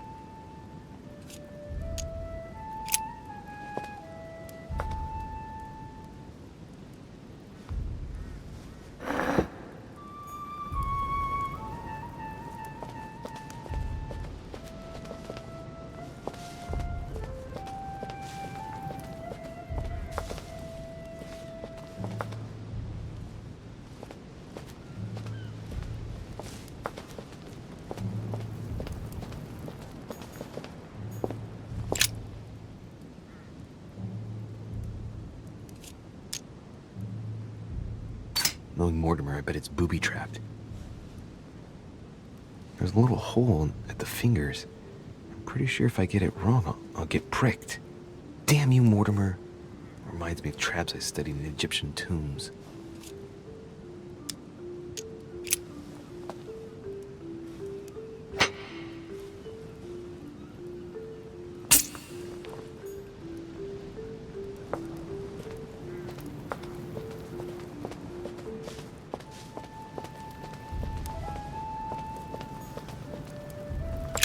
Theseus. Let's try something else instead.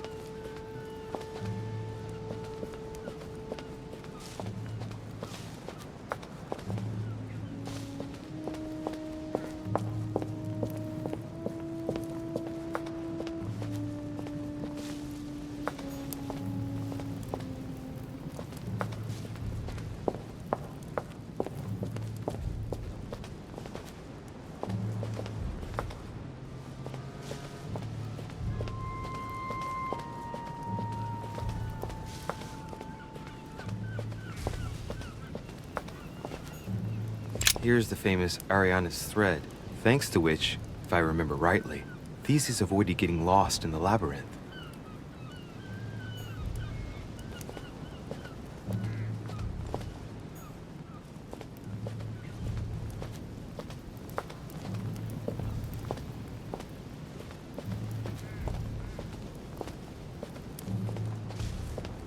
Carmelite water will give me a little reprieve.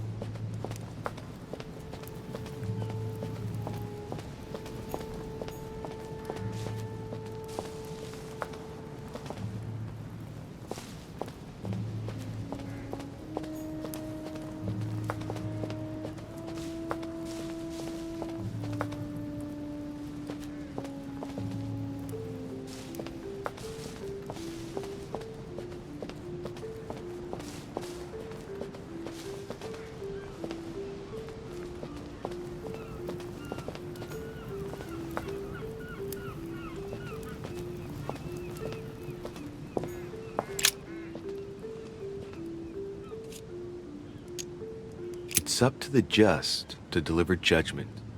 Truth unlocks all possibilities.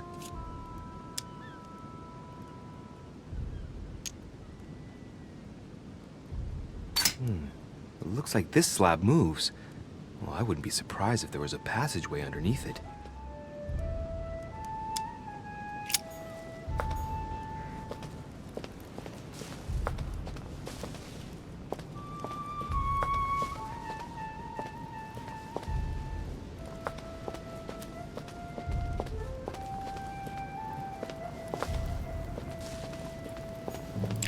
Theseus.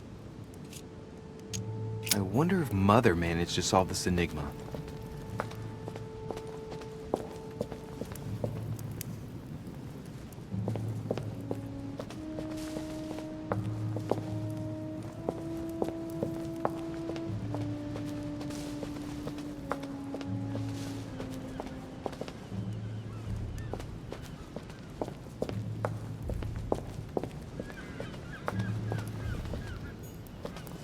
Daedalus.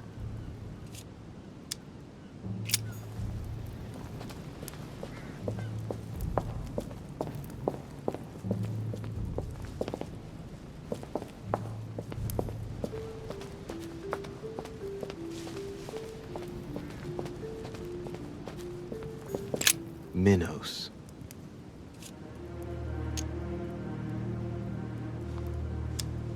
He and his queen, Pasiphae, were the monarchs of Crete. His gesture sealed his fate. The crack is in the region of the heart.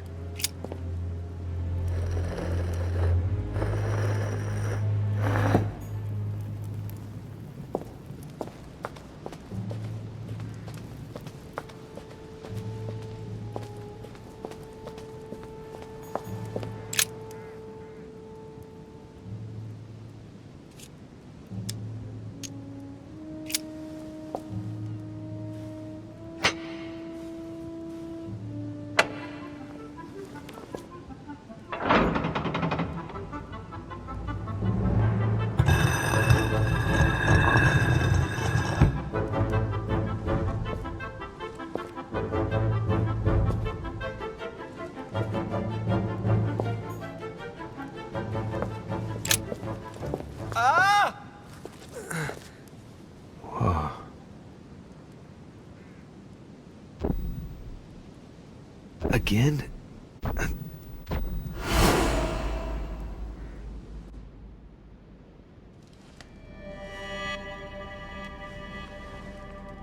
You can't be serious, Manuel. You know that's not going to happen. You must leave me alone now. I have agreed to everything. Even to... Agreed? I wasn't aware you had a choice. What's going on here? What now?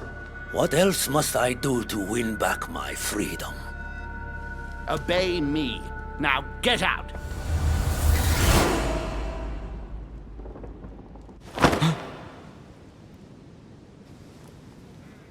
What was that? That's the third time in 3 days.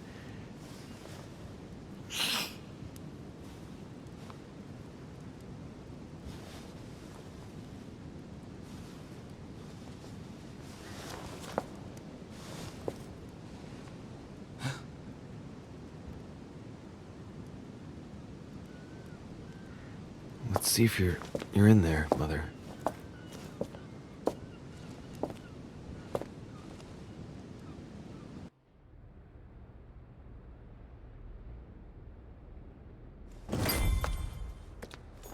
Amber crystals.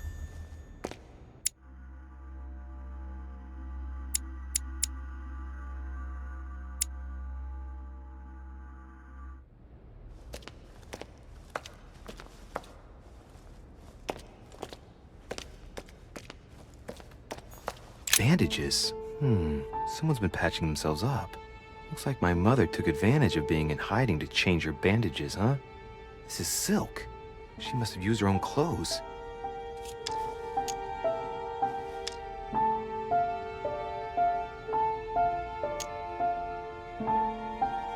These bandages are pretty basic.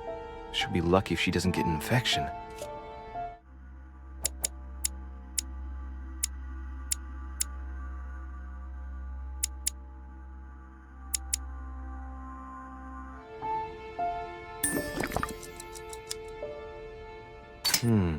There are patches where the blood isn't totally clotted. That's a good sign, right? She changed them recently, which proves she's still looking after herself and still believes in her chances. Well, I'd love to tell her to keep hanging in there.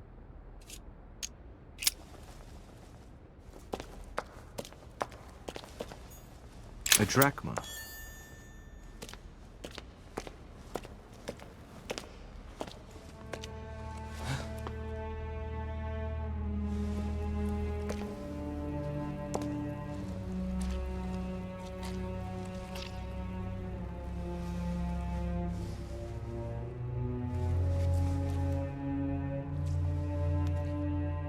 Damn it, Mother.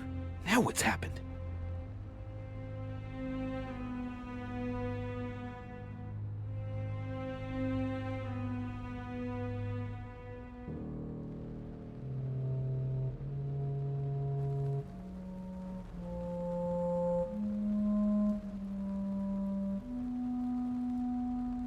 Don't move!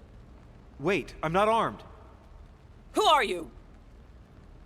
Good God, Mother, what have you— Tell me who you are!